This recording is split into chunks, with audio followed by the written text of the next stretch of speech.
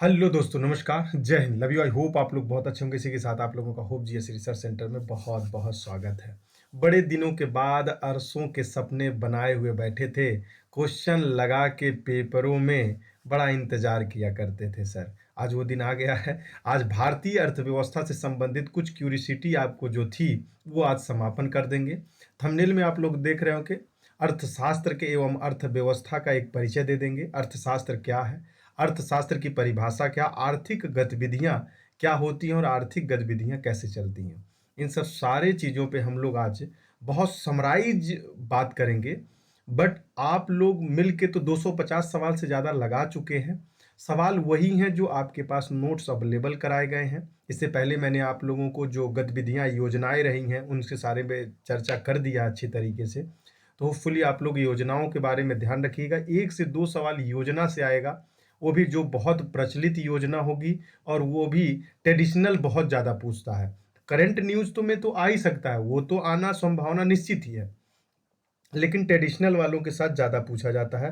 तो अभी क्या करें सर ट्रेडिशनल वाले के साथ? तो बेटा कुछ नहीं करना है, जो हमने भेज दिया है उस पे सारा कुछ वार्तालाप ठीक ठाक करिए अपना, और अपना शुभचिंतक की तरह पढ़ाई करते रहिए। होपफुली आप लोग बहुत अच्छे होंगे, स्वस्थ होंगे, एंजॉय कर रहे होंगे और बहुत मेहनत लगा के पढ़ रहे होंगे। क्यों?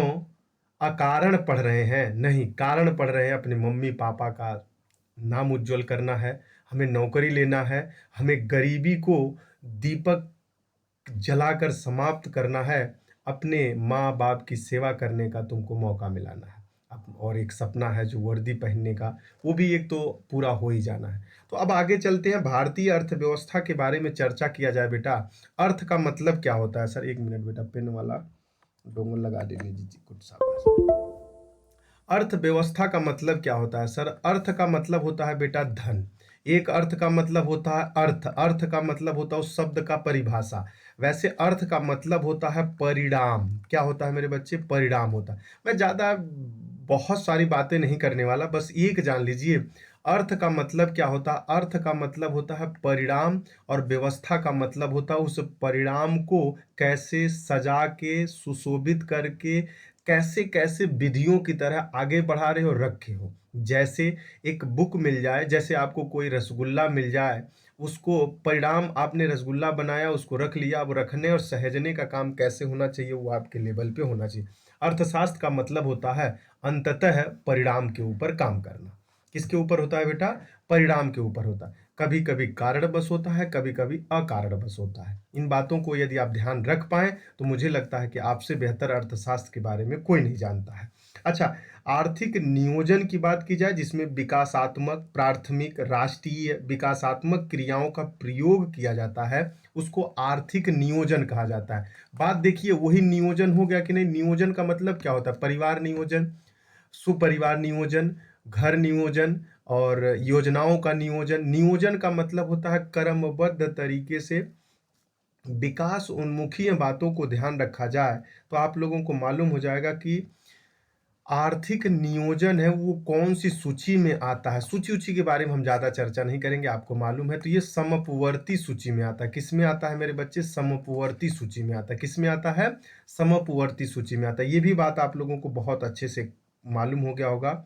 और भारत में आर्थिक नियोजन की व्यवस्था कैसी है? तो ध्यान रखिएगा, विकेंद्रीयकरण वाली व्यवस्था है। कैसा है? विकेंद्रीयकरण। इसका मतलब होता है सेंट्रलाइजेशन, मतलब एक जगह नहीं, सब में फैला दिया जाए। ऐसा हमारे वहाँ अर्थव्यवस्था है कि सबके जगह में फैला दिया जाए। और इसी का एक होता है। तो हमारा स्वरूप कैसा है अर्थव्यवस्था का? तो मिश्रित अर्थव्यवस्था। मिश्रित अर्थव्यवस्था में कई प्रकार की अर्थव्यवस्था आ जाती हैं। पूंजीवादी भी आ जाती है, समाजवादी, अर्थवादी, बहुत सारे प्रकार के आ जाते हैं। और भारत ने उन सभी के चादर को ओढ़ा है जो समय काल परिस्थितियां में उपयोग हो। एकात्मक भी हो जाएगा तो संघात्मक भी हो जाएगा, केंद्रीयकरण है तो विकेंद्रीयकरण भी हो जाएगा। कहीं कहीं पे केंद्रीयकरण की भी परिभाषा आपको मिलती है। इसीलिए कह दिया गया है मिश्रित बात है, समयानुकूलन हम हर प्रकार से कार्य कर देंगे। अच्छा, आर्थिक नियोजन का सबसे पहले चल, देखिए आर्थिक नियोजन की बात चल रही थी। सबसे पहले ये कहाँ पे है बेटा नियोजन? ये समपवर्ती सूची में। सबसे पहले इसको शुरुआत किसने किया था ये बता सकते हैं आप लोग? आर्थिक नियोजन की शुरुआत सबसे पहले कहाँ से मिलती है? तो आप लोगों को मालूम होगा, यम यम विश्वेश्वरैया बेटा, विश्वेश्वरैया के द्वारा आप लोगों को मिलेगी। कब मिलेगी? तो यह ध्यान रखिएगा 1934 में। 1934 में विश्वेश्वरैया के द्वारा मिलेगी। इनकी एक पुस्तक का नाम था प्लांटेड इकोनॉमिक फॉर इंडिया। क्या नाम है? Planted economic economic for India बेटा, इकोनॉमिक फॉर इंडिया इनके बुक का नाम था। उसी में से आर्थिक नियोजन की बात आती है। तो उद्योगों को उत्पादन कैसे किया जाए। दूसरी बात कब आती है? आर्थिक नियोजन समिति। देखिए, इन्होंने तो आर्थिक नियोजन के गठन करने की बात कर दी। समिति कब गठन की गई थी, किसके तहत? तो नेहरू जी के तहत। ध्यान रखिएगा 1938 में किया गया था। कब किया गया था मेरे बच्चे? 1938 में आर्थिक नियोजन समिति कब गठन किया गया था? 1938 में। किसके द्वारा? पंडित जवाहरलाल नेहरू के द्वारा। ये सब बातें क्यों बता रहे हो? बस मैं आपको एक धुन में लाना चाह रहा हूं, उसके बाद हम सवाल और जवाब पे आना चाह रहे हैं, ठीक है ना। तो आपके गांधीवादी विचारधारा का चिंतन कब आया था? गांधीवादी विचारधारा का चिंतन, श्रीमान जी का नाम सुने होंगे आप लोग, नारायण अग्रवाल साहब थे। श्रीमान नारायण अग्रवाल साहब थे। उन्होंने ही 1944 में, हाँ 1944 में गांधीवादी विचारधारा का परिकल्पना डाला था बेटा, प्रस्तुत किया था, ऐसे भी कह सकते हो। तो आपसे पूछा जाएगा कि गांधीवादी विचारधारा प्रस्तुत कब किसने किया था? तो 1944 में। किसने किया था?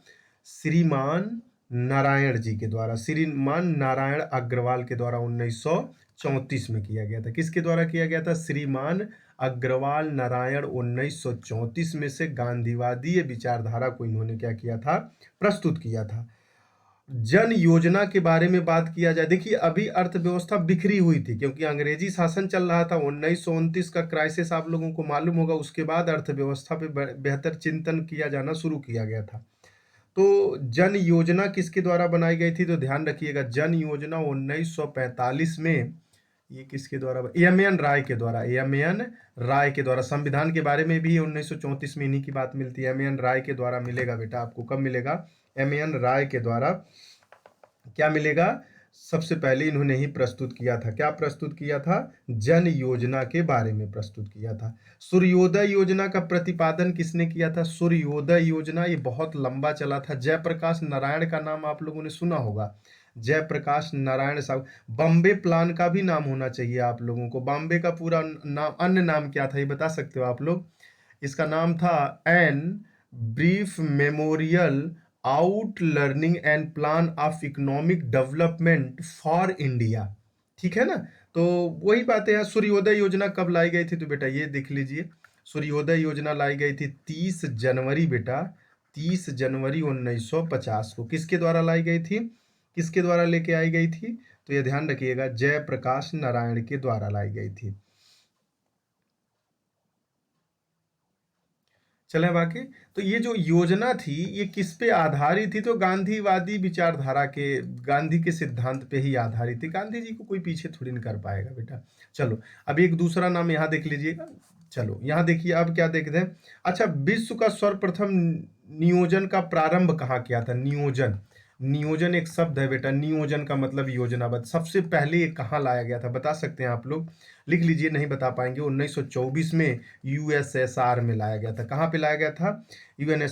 यूएसआर मतलब रूस में लाया गया था। ऐसे लिख लीजिए, रूस में 1924 में लाया गया। इसी समय 1921 में लेनिनवादी विचारधारा एक आई थी, उसी से संबंधित था। बात समझ में? भारत की प्रथम औद्योगिक नीति कब लागू की गई थी? हाँ, भारत की फर्स्ट औद्योगिक नीति कब लागू की गई थी, बता सकते हैं आप लोग? प्रथम औद्योगिक नीति कब लागू की गई थी? सवाल नहीं बता रहे, मैं स्ट्रक्चरली आप लोग के लेके आ रहा हूँ। फिर इसके बाद इस पे हरित क्रांति, बस डायरेक्ट हम लोग सॉल्व करेंगे सवाल।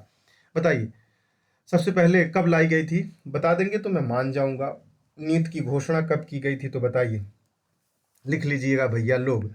6 अप्रैल, यह तो है आप लोगों में, 6 अप्रैल 1948 में। कब लाई गई थी? 6 अप्रैल 1948 में लाई गई थी। कब लाई गई थी?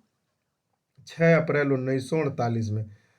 भारत का सबसे बड़ा सूती वस्त्र उद्योग केंद्र कौन सा है? भारत का सबसे बड़ा सूती वस्त्र उद्योग केंद्र मुंबई है। ध्यान रखिएगा, कौन है?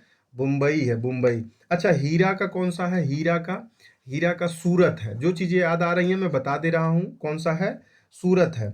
अच्छा, भारत का एशिया का पहला ऐसा कौन सा देश, कौन सा बंदरगाह है जो एशिया में निर्यात प्रसंस्करण को संचालित किया था? तो गुजरात में कांडला का नाम जानते होंगे। एक्चुअली मैं क्यों बता पा रहा हूँ, क्योंकि मैं कांडला में कच्छ भुज में पोस्टिंग था, तो वहां से गया था कांडला घूमने, तब मुझे।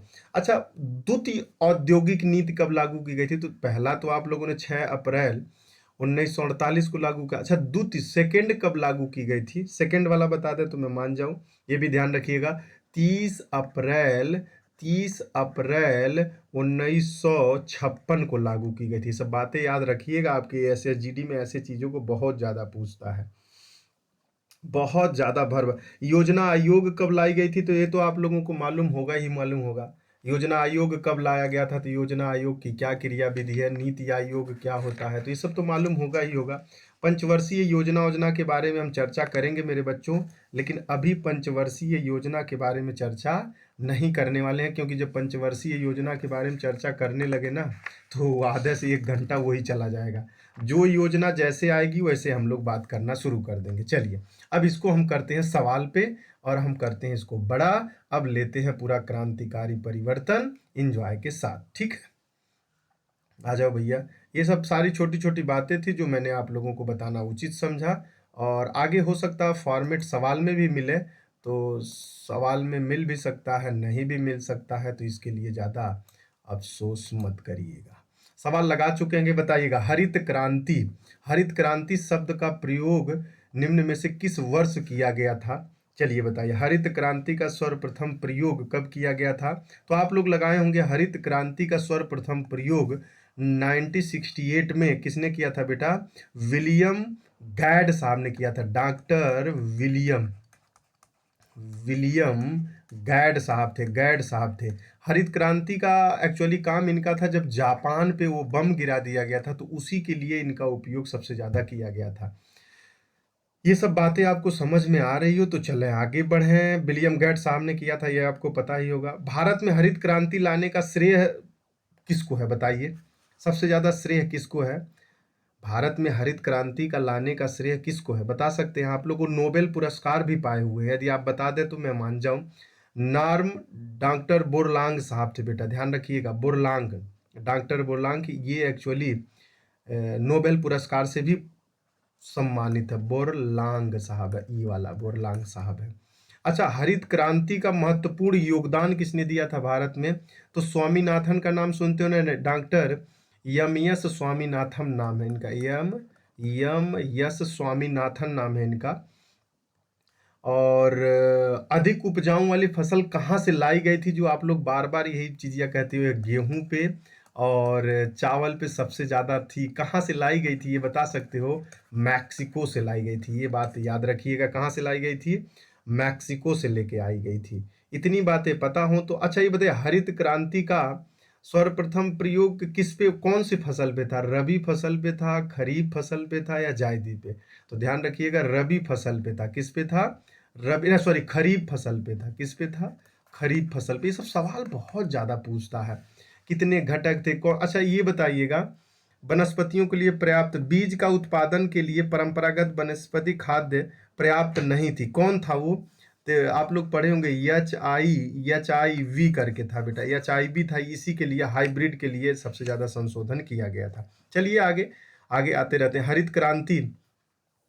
हरित क्रांति शब्द का प्रयोग सर्वप्रथम किस वैज्ञानिक के द्वारा किया गया था? तो हरित क्रांति शब्द का प्रयोग निम्न में से किस वर्ष किया गया था? तो सर्वप्रथम प्रयोग के बारे में पूछ रहा है, तो बताइए किसने किया था बेटा? तो अभी अभी तो सवाल बता दिया मैंने, डॉक्टर विलियम गैंड साहब थे, गैंड नहीं। भारत में हरित क्रांति की शुरुआत कब की गई थी? अच्छा सवाल है, मुझे लगता है कि आपको बता देना चाहिए। भारत में हरित क्रांति की शुरुआत कब और किसने किया था? तो ये तो बात आपको बता दिया किसने, लेकिन किस कब किया गया था, सवाल ये पूछ रहा है। बताइए, भारत में हरित क्रांति की शुरुआत कब की गई थी? तो चलिए बताएं, जल्दी बताइए। खरीफ की फसल के सर्वप्रथम किया गया था, जल्दी से बता लें तो मुझे 7 जिले भी चयनित किए गए थे, ये भी मुझे अभी तक याद है। हरित क्रांति पहले चरण में 1960 के दशक में मध्य में लाई गई थी, लेकिन पूर्ण रूप से देखा जाए मेरे बच्चे, तो पेन पलट गया, तो मैं कह रहा हूँ कहीं लिख नहीं रहा है। ये वाला ऑप्शन सही है। भारत में कृषि क्रांति की शुरुआत किस प्रजाति के बीज के साथ की गई थी? गजब सवाल है भैया, ये तो आप लगाए होंगे, मुझे भी मालूम है। गेहूं के साथ की गई थी मेरे बच्चे, ध्यान रखिएगा, यह गेहूं मैक्सिको से आई थी। भारत में हरित क्रांति का शुरुआत किस फसल से हुई थी? देख रहे हो, पूरा सवाल बता देने के बाद वहीं से आ रहा है, वहीं से पूरा सवाल आ रहा है पूरा। खरीब अच्छा, घटक क्या थे? उन्नत किस्म के बीज होना चाहिए, रासायनिक उर्वरक होना चाहिए, बेहतर सिंचाई। घटक का मतलब किस लिए लाया गया था? बेहतर सिंचाई होना चाहिए, साख भंडार, विपणन, वितरण, ये सब बहुत अच्छे से होना चाहिए। हरित क्रांति का मेन उद्देश्य यही था। स्वामीनाथन जी की बात याद आती हो आप लोगों को। प्रभाव क्या रहा तो पता ही है आप लोगों को। प्रभाव क्या हो सकता है? खाद्यान्न के उत्पादन में उत्पादकता में वृद्धि हो जाएगी, रोजगार हो जाएगा, भूमि की बचत हो जाएगी, कृषि में वृद्धि हो जाएगी, ग्रामीण विकास वृद्धि। सर ये सब क्यों बता रहे? अरे भाई, ये क्वेश्चनवा जब पूछता है ना तो ऐसे समराइज करता है। लाभ क्या है, नुकसान क्या होना, नकारात्मक प्रभाव क्या था बता दीजिए आप। अब आपका दिमाग ठक हो जाएगा। तो नकारात्मक प्रभाव में रखेंगे तो आप लोगों को रखना पड़ेगा, मृदा उर्वरता में ह्रास हो गई, निर्भरता, भूमि जल संसाधनों का अपक्षय होने लगा, जैविक विविधता की क्षत होने लगी, कृषि में अति पूंजीकरण हो गया, असमानताओं में बढ़ोतरी हो गई, ऊर्जाओं की समस्या आने लगी। अब ये सब बातें आप भले अभी कह लीजिए, लेकिन उस समय आपको बहुत पेनफुल करता है। तो बताइए क्या हो जाएगा इसका? ऑप्शन नंबर 5 का क्या हो जाएगा बेटा? खरीफ के फसल में हो जाएगा। बहुत अच्छा। चलिए, निम्नलिखित में से कौन सा हरित क्रांति का नकारात्मक प्रभाव है? देखो, मैंने कसम से बताऊं, मेरे ध्यान भी नहीं दिया और इसके बारे में मैं बिल्कुल बोलते ही चला गया, जिससे आप लोगों को बारे देखिए, ये बातें अभी अभी मैंने कहा कि नहीं का रोजगार में सृजन किया इसने, नकारात्मक प्रभाव पड़ा, खाद्यान्न के दामों में स्थिरता ही नहीं। ये तो बात सकारात्मक है, ये भी सकारात्मक, ये भी सकारात्मक है, लेकिन ये नकारात्मक व्यवस्था थी। देखिए, अभी अभी मैंने कहा, जबकि मैंने इस सवाल को टच भी नहीं किया अपने दिमाग से, लेकिन मिल गया। तो ये सब बातें इसीलिए ऐसे पढ़ना पड़ता है। निम्नलिखित में कौन सा हरित क्रांति का प्रमुख घटक नहीं है? देखिए कितना बढ़िया सा हो गया, प्रमुख घटक नहीं है। महंगा ऋण प्रबंधन कराना यही नहीं था, अभी अभी यही बताया। उन्नत किस्म के बीजे, बेहतर सिंचाई, रासायनिक उर्वरक, कीटनाशक, भंडारण, शाख प्रबंधन करना, ये सब बातें इसीलिए बताया जाता है ओवरऑल, कि पॉइंट टू पॉइंट मैंने बोला है, आपको टच करते चलेंगे, ठीक है। निम्नलिखित में से किसने भारत में कृषि उत्पादन बढ़ाने के लिए सदाबहार क्रांति शब्द का प्रयोग किया था? ये थोड़ा सा आपके लिए हो सकता है कि ना हो टच हो, लेकिन चलिए अब तो टच हो जाएगा, अब तो बता दिया गया है। तो वही नाम आएगा, डॉक्टर एम एस स्वामीनाथन। देखिए अभी तक मैंने जो आपको बताया है, देखिए सवाल है कि नहीं है वहीं से, 100% सवाल वहीं से आएंगे, ये आप मान के चलिए। और आप प्रीवियस ईयर पेपर जब लगाएंगे तो मुझे लग रहा है कि आपको मालूम तो होता ही होगा, ऐसा थोड़ी ना कि आपको मालूम नहीं है।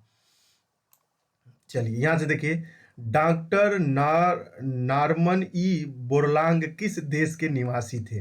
अच्छा, ये हरित क्रांति लाई किस लिए गई थी? मैं बार बार आपको बोल रहा हूँ, जापान में जब हिरोशिमा और नागासाकी पे बम गिराए गए थे, तो अमेरिका ने चिंता जताया था कि जितना से जितना जल्दी हो आप गेहूं को पैदा करिए और यहाँ तक पहुंचाने की पूरी चेष्टा करिए। तो उसी के लिए लाई गई थी और आगे बढ़ता चला गया, लोगों की बात बढ़ती चली गई इसी में। बातें समझ रहे हैं तो अच्छी बात, नहीं समझ रहे हैं तो कोई बात नहीं।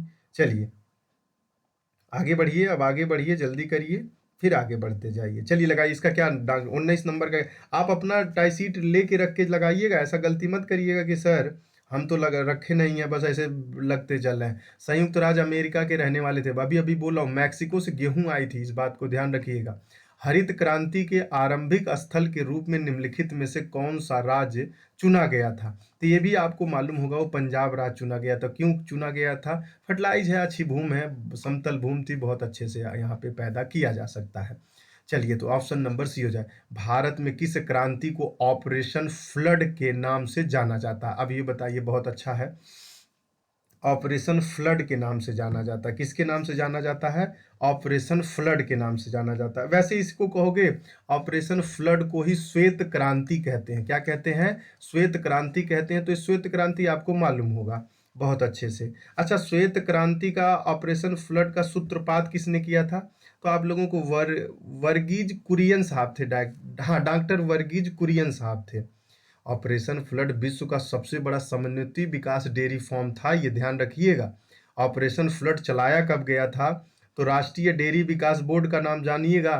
13 जनवरी 13 जनवरी 1970 को चलाया गया था। बस हम टिक मार देंगे, अब आपको मालूम हो गया 13 जनवरी 1970 को चलाया गया था। अच्छा, इसका उद्देश्य क्या था सर, एक बार बता दीजिए। इसके उद्देश्य के बारे में बात करें तो दूध उत्पादन में वृद्धि करना था, ग्रामीण क्षेत्रों में आय में वृद्धि करना था। भाई, दूध जब बिकेगा तो आय में वृद्धि हो जाएगा, रोजगार बढ़ जाएंगे, रोजगार के अवसरों में बढ़ोतरी हो जाएगी, ऐसा भी कह सकते हो।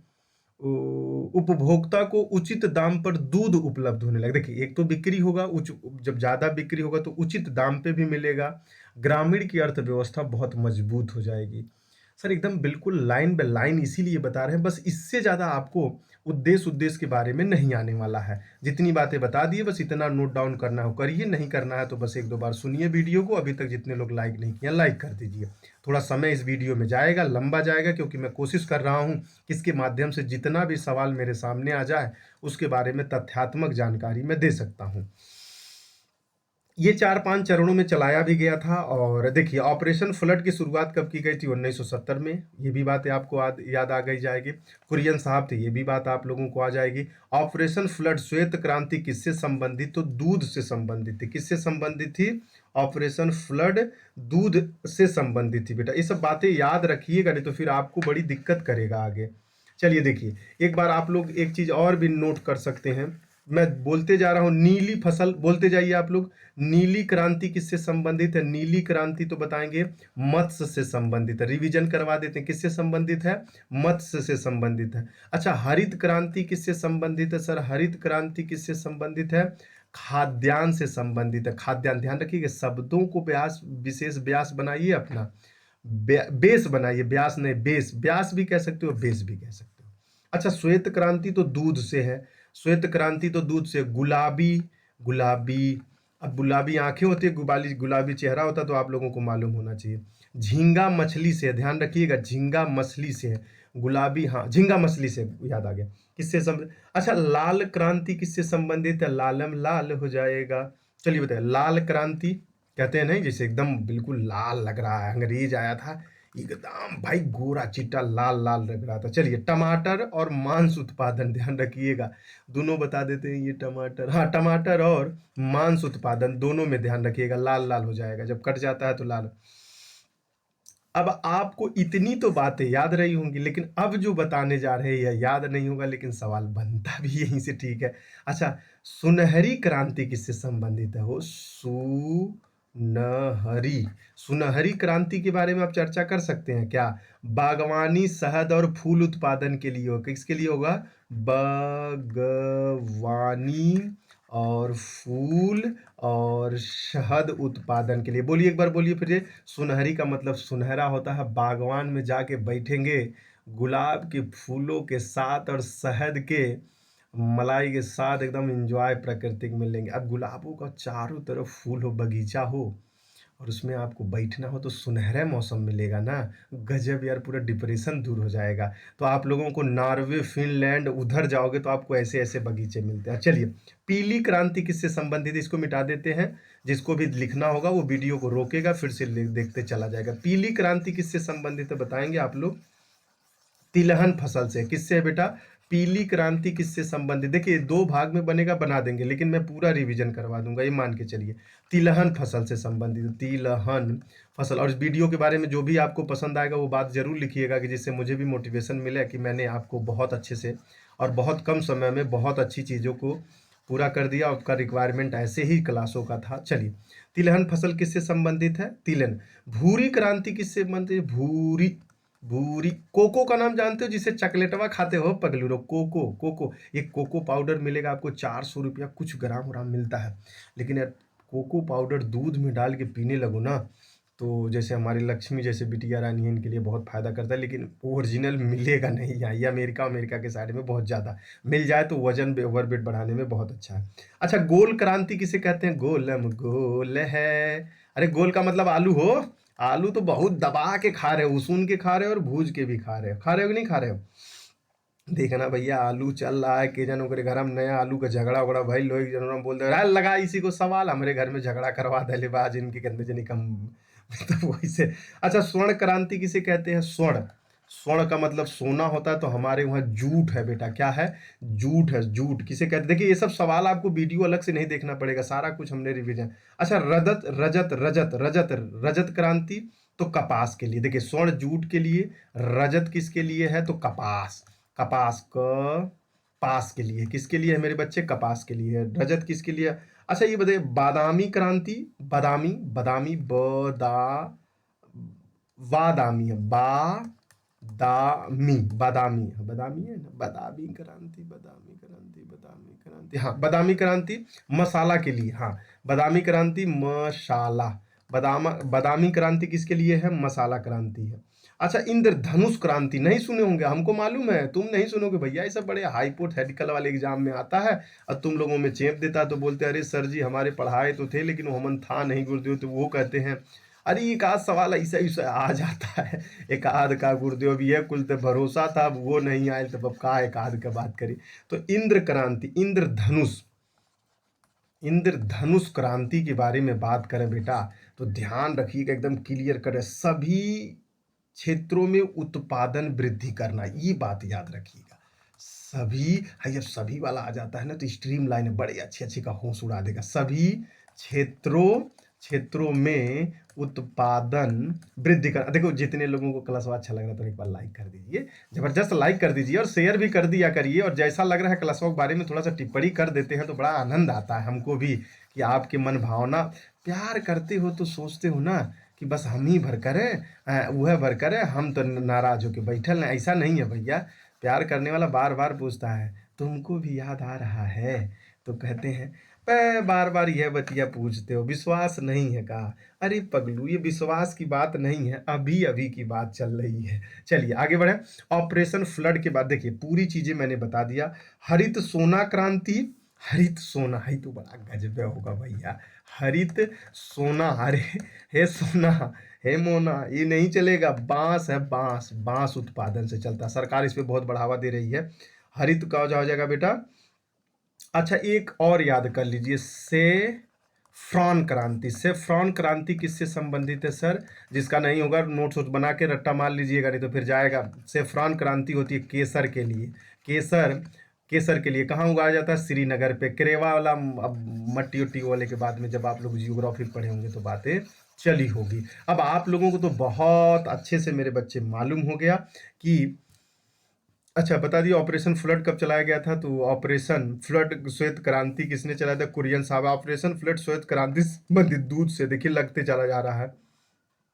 वर्ष मिलिट्री डेयरी फार्म की स्थापना कब की गई थी? वर्ष मिलिट्री डेयरी फार्म की स्थापना, बहुत अच्छा सवाल है। वर्ष मिलिट्री डेयरी फार्म की स्थापना कब की गई थी मेरे बच्चों बताइएगा।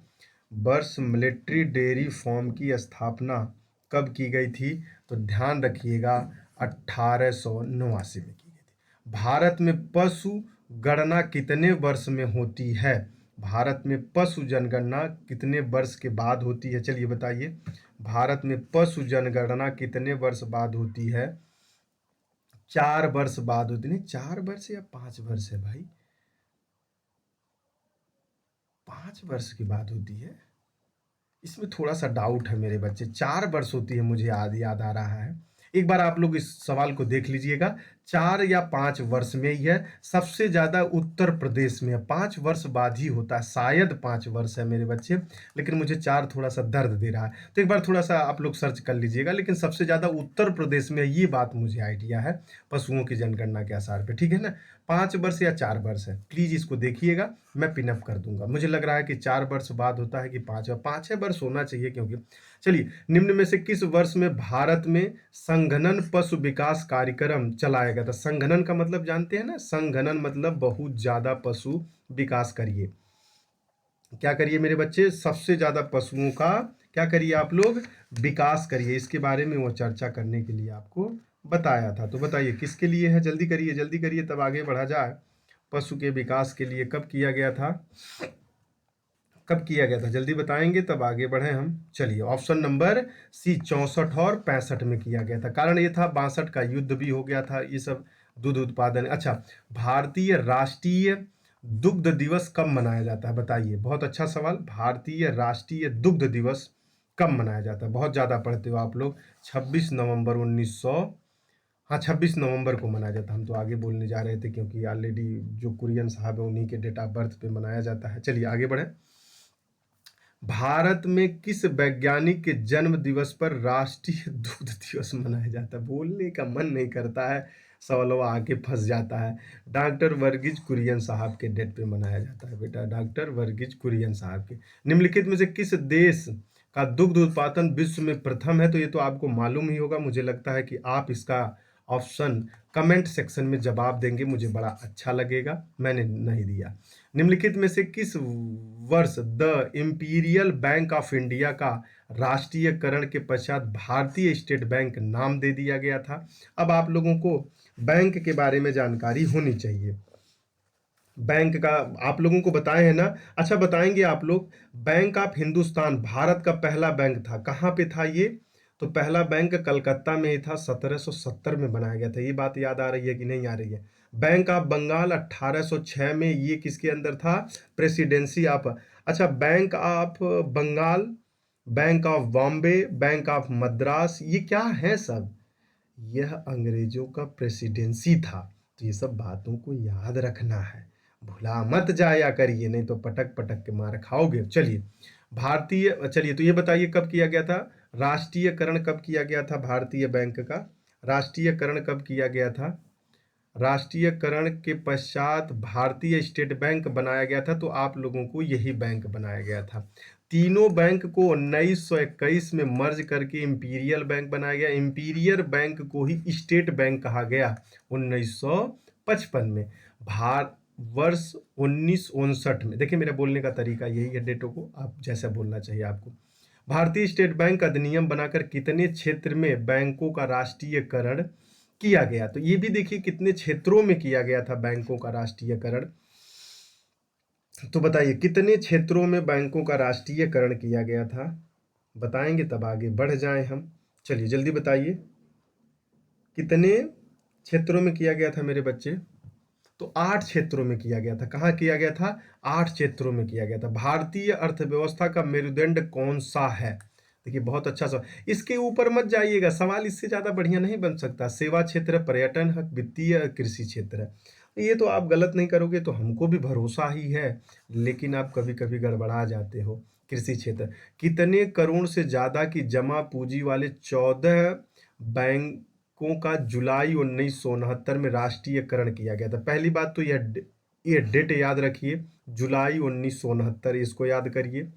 14 बैंकों का राष्ट्रीयकरण किया गया था, इन बातों को याद रखिए, ठीक है ना। 14 बैंकों के पास राष्ट्रीयकरण, इन बातों को याद रखिए। इनके पास कौन कौन से बैंक थे जो 14 बैंकों का जुलाई में राष्ट्रीयकरण किया गया था, तो अब तो नाम याद रखने की आवश्यकता है ही नहीं आपको। कारण ये है कि बैंकों का बड़ा उथल पुथल हो गया, तो अभी याद करके क्या करेंगे, अभी क्या करें, बस आप ये ध्यान रखिए कि इनके रुपए कितने थे, तो 200 करोड़ रुपए जिसके पास होता था उसका राष्ट्रीयकरण कर दिया जाता था। 200 करोड़ रुपए था। कितना करोड़ रुपए था बेटा, 200 करोड़ रुपए रहते थे तो उनका हम राष्ट्रीयकरण कर देते थे।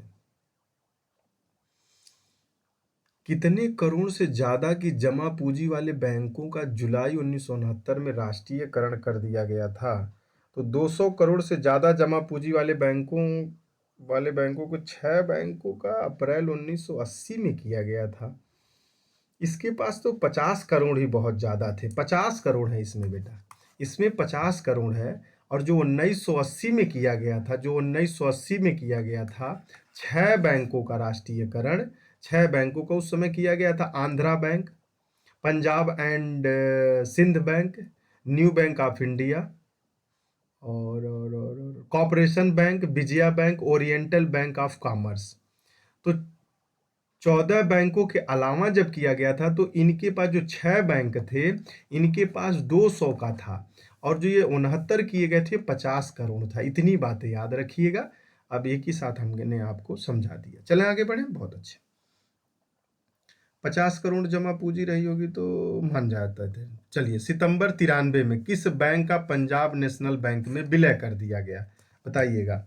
पंजाब नेशनल बैंक का किस बैंक, अच्छा, पंजाब नेशनल बैंक संपूर्ण रूप से भारतीय प्रबंधन बैंक था। पंजाब नेशनल बैंक का स्थापना कब की गई थी तो बताएंगे क्या आप लोग?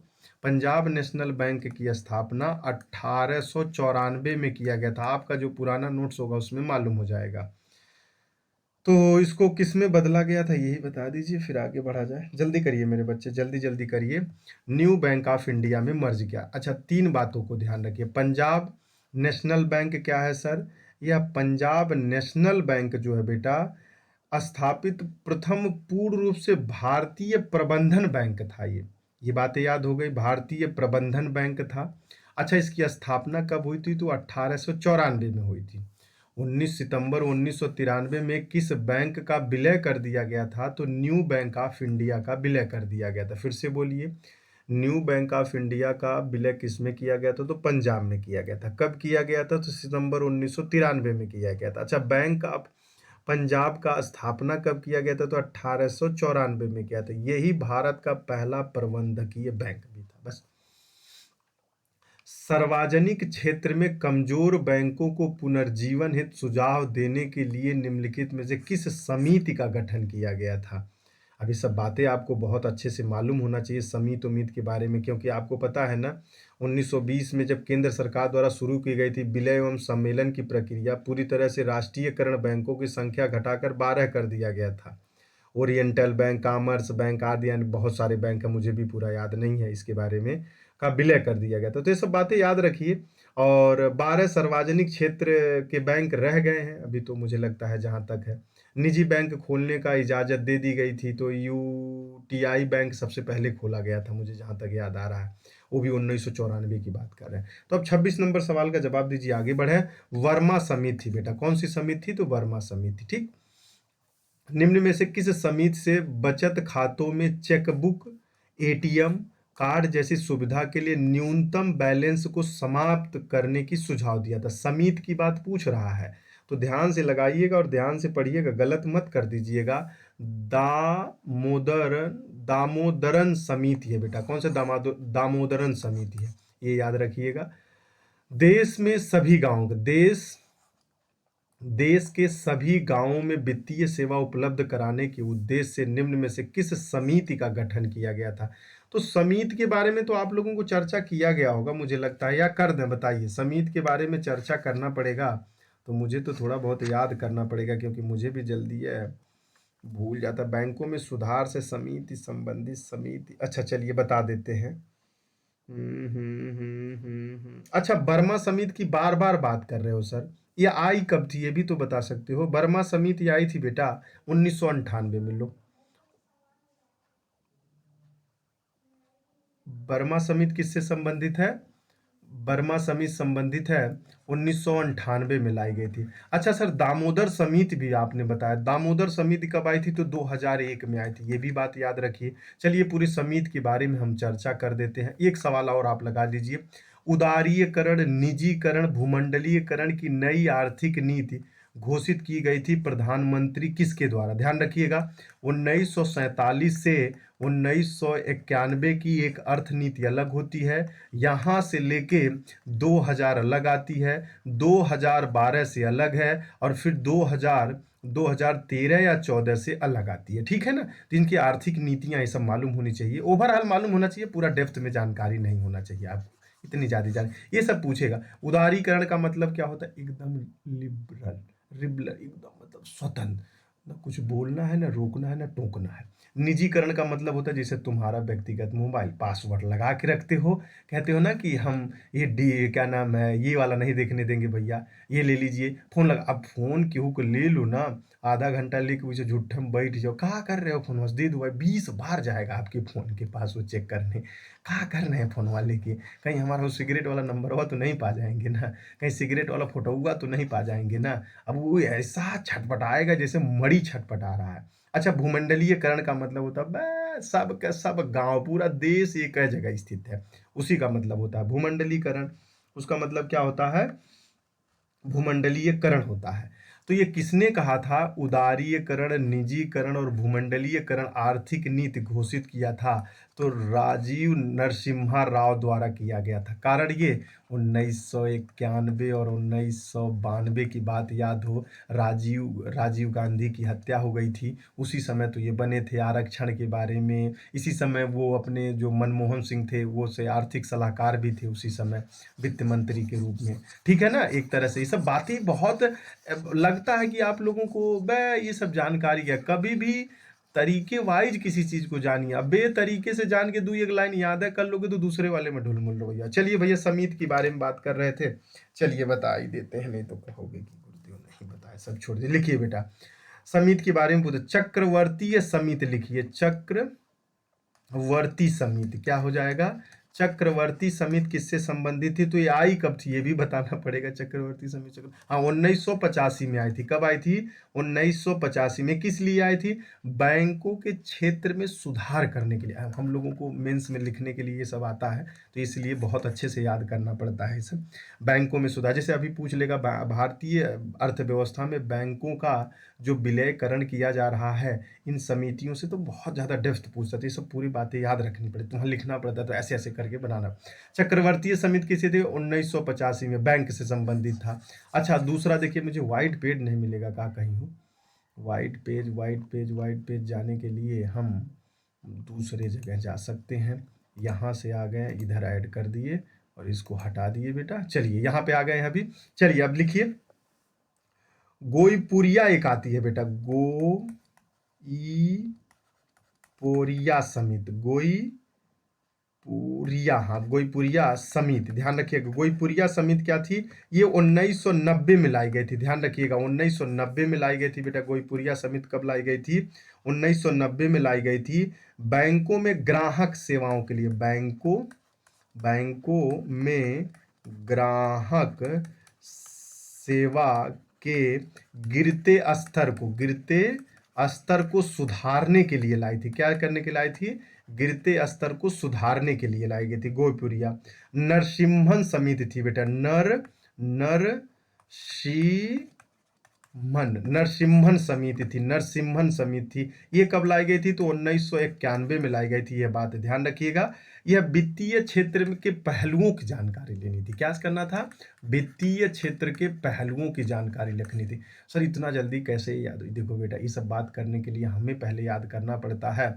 ये बताइए कि भारतीय अर्थव्यवस्था का चरण क्या रहे हैं। जब चरण मालूम होगा तो 1990 मालूम होगा, तब शीत युद्ध के बारे में चर्चा होगा, यूएसएसआर की बात होगी, पूंजीकरण की बात होगी, अमेरिका की बात होगी, भारत में क्राइसिस की बात होगी। तो 19 समय कौन प्रधानमंत्री था, तो प्रधानमंत्री ने क्या क्या सुधार करने के काम, 1991 का फिर से लाइसेंसीकरण, बहुत कुछ चेंजमेंट किया जाएगा 1991 में। राजकोषीय भुगतान से इतना कम हो गया था 23 जुलाई 1991 में कि उसको सुधारने के लिए बहुत कुछ लिया गया। क्या क्या लिया गया था आपको बता दें, चलो जान लो।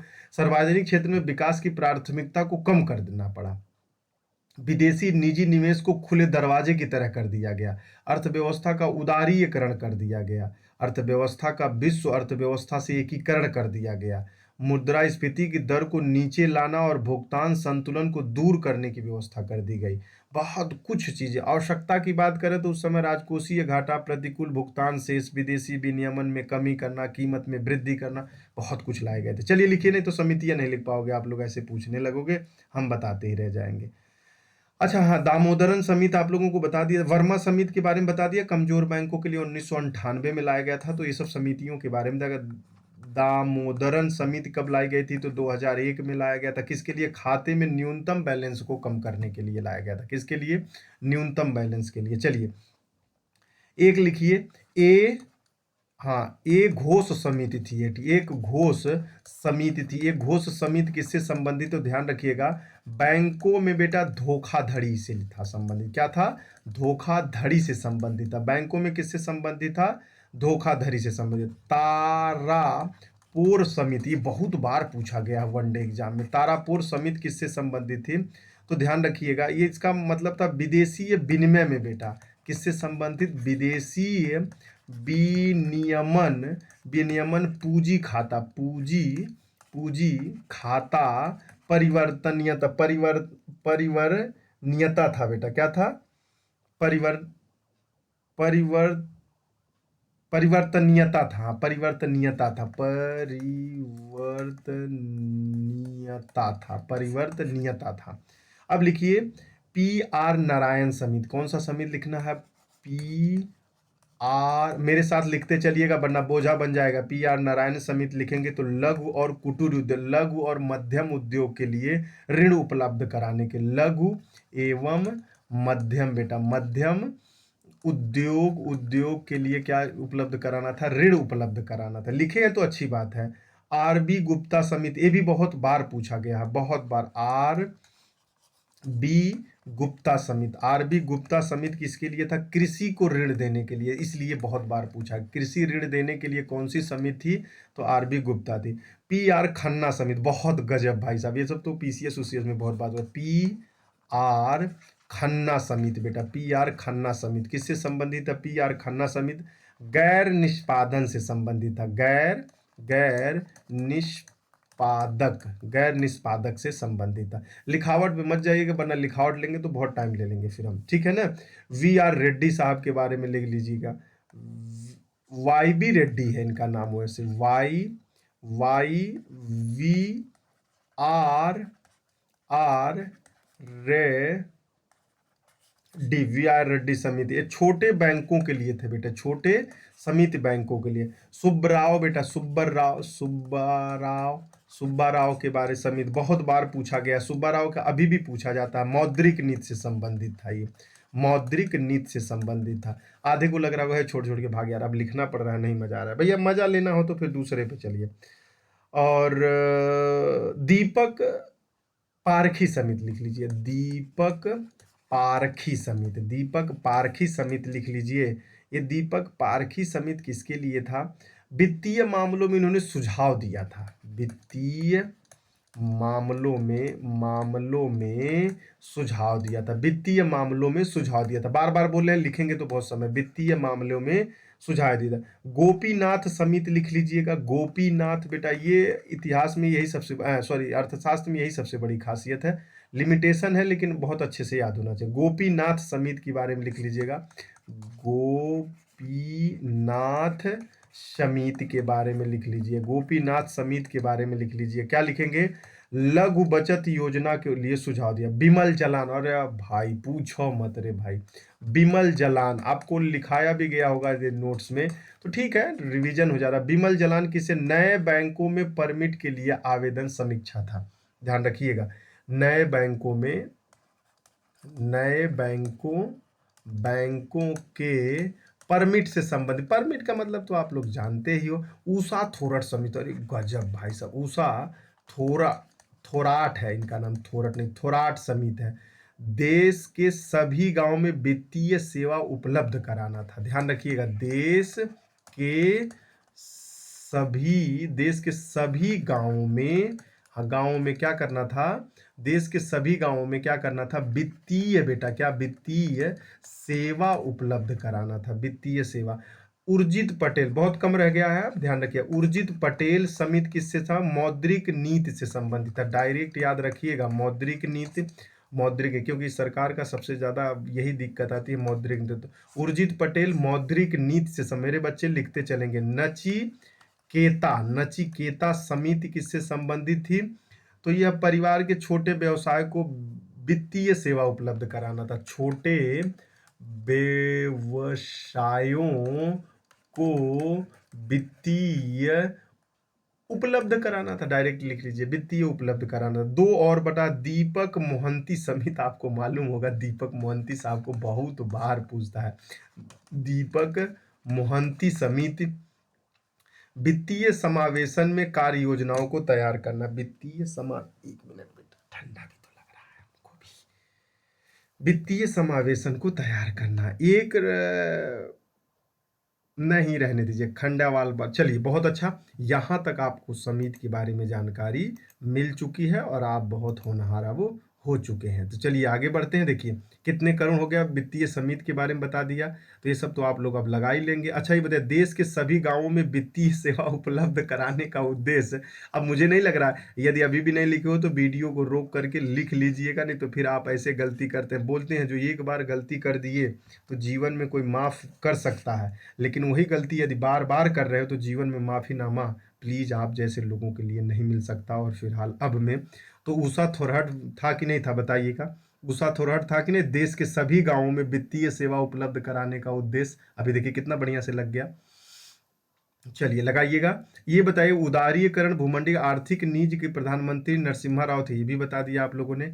आर्थिक नीति का उद्देश्य नहीं था आर्थिक विकास दर को बढ़ाना। देखिए अभी अभी मैंने बताया था ना आपको उद्देश्य के बारे में, विदेशी निजी निवेश के लिए दरवाजा खोल दीजिए, अर्थव्यवस्था का उदारीकरण कर दीजिए, अर्थव्यवस्था विश्व अर्थव्यवस्था का एकीकरण कर दीजिए, मुद्रास्फीति की दर को नीचे लाना और भुगतान संतुलन करना। तो अब वही तो पूछ लिया आपसे, देखिए क्या नहीं उद्देश्य नहीं था। तो 30 नंबर सवाल अब वही पूछा जो आप लोगों को बहुत डर लगता है। अब डर लगने से भी कुछ नहीं होना जाना है। तो टोबिन कर लगाने की व्यवस्था नहीं थी। ये सब पूरी बातें जो मैं कह रहा हूँ आपको बिल्कुल नोट्स में कह तो रहा हूँ, जो बता दे रहा हूँ वो 100% वह छप जाते हैं शब्दवा, लेकिन आप लोग तभी भी अपने पे विश्वास नहीं रखते हो क्या पढ़े हैं।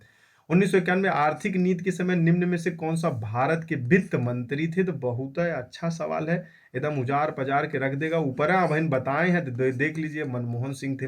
यदि हमको एग्जाम देना हो तो देख लीजिए कितना बढ़िया से हो जाता भगवान की दया से। ये होती है मेहनत। मैं स्वाभिमान में अभिमान में नहीं बोल रहा हूँ अपने, ठीक है ना, अभिमान में नहीं बोलना स्वाभिमान में बोल रहा हूँ, ठीक है। भारत में आर्थिक उदारीकरण के साथ शुरू हुआ, बताइए भारत में आर्थिक उदारीकरण के साथ शुरू हुआ, क्या शुरू हो गया था बताइए। बहुत अच्छा सवाल है। इस सब के बारे में मैंने आपको थोड़ा सा ब्रीफ किया है, यदि समझ पाए तो। औद्योगिकरण के साथ शुरू हुआ, औद्योगिक लाइसेंस नीति में महत्वपूर्ण परिवर्तन कर दिए। पहले लाइसेंसी व्यवस्था चल रही थी, मतलब तुमको टॉफी भी बेचना है ना तो लाइसेंस बनवाइए और पैसा दीजिए। अब बोला भैया चेंज करिए इस नीति को, यदि सब लाइसेंस बनवाएंगे तो कोई कमाई नहीं करने आएगा। कारण ये तो सरकार का इतना बड़ा प्रोसीजर है फॉलो करना। नई आर्थिक नीति की घोषणा कब की गई थी? देखिए सवाल कितना बढ़िया है। नई आर्थिक नीति की घोषणा कब की गई थी? तो वित्त मंत्री कौन थे? तो आप लोगों को तो मालूम ही होगा। चलिए बहुत अच्छा, वित्त मंत्री कौन था उस समय? तो आप लोगों को तो बहुत अच्छे से मालूम होगा। चलें आगे बढ़ें, बता देंगे कि नहीं बता पाएंगे, या कमेंट सेक्शन में लेना। अरे मेरे बच्चे जुलाई 1991 बोले तो हैं, वह बतिया याद रखिए। और पूरा जुलाई रखना तो 23 जुलाई याद रख लीजिएगा, 23 जुलाई, ठीक है। चलिए, भारतीय अर्थव्यवस्था पर नई आर्थिक नीति का प्रभाव निम्नलिखित में से कौन सा? कृषि संरचना में सार्वजनिक निवेश में वृद्धि, प्रत्येक विदेशी निवेश में विदेशी मुद्रा भंडारों में वृद्धि, क्षेत्रीय असमानताओं में कमी करना। वैसे तो मुझे लग रहा है कि आप लगा देंगे, लेकिन मुझे नहीं लग रहा है कि आप पूरा लगा देंगे। यह बातें ध्यान रखिए, क्षेत्रीय असमानताओं में कमी कर देंगे 1991 में। कभी जीवन में तीसरा गलत कर दिया जाए, तीसरा गलत कीजिए, ऑप्शन नंबर 2 सही हो जाएगा अपने आप से। अब आपको मालूम होना चाहिए। अच्छा ये बताइए आर्थिक नीति की आवश्यकता क्यों पड़ी? बता सकते हैं आप? अरे भाई कीमतों में अपनी वृद्धि करिए, इतना बढ़िया फसल वसल उगा रहे हैं उसका तो कीमत में वृद्धि है नहीं हो रहा है, एक तो ये बात हो सकती है। दूसरा बात बता सकते हैं, विदेशी विनिमय विनिमय कोष को बढ़ाना था, विनियमन कोष को बढ़ाना था, राजकोषीय घाटा को कम करना था, खाड़ी संकट को भी कम करना था क्योंकि उस समय बहुत ज़्यादा युद्ध चला, सार्वजनिक क्षेत्र में अकुशलता थी उसको भी पूरा करना था। सब बातें करें तो मेरे पास तो बहुत सारे हो जाएंगे, लेकिन आगे बढ़िए।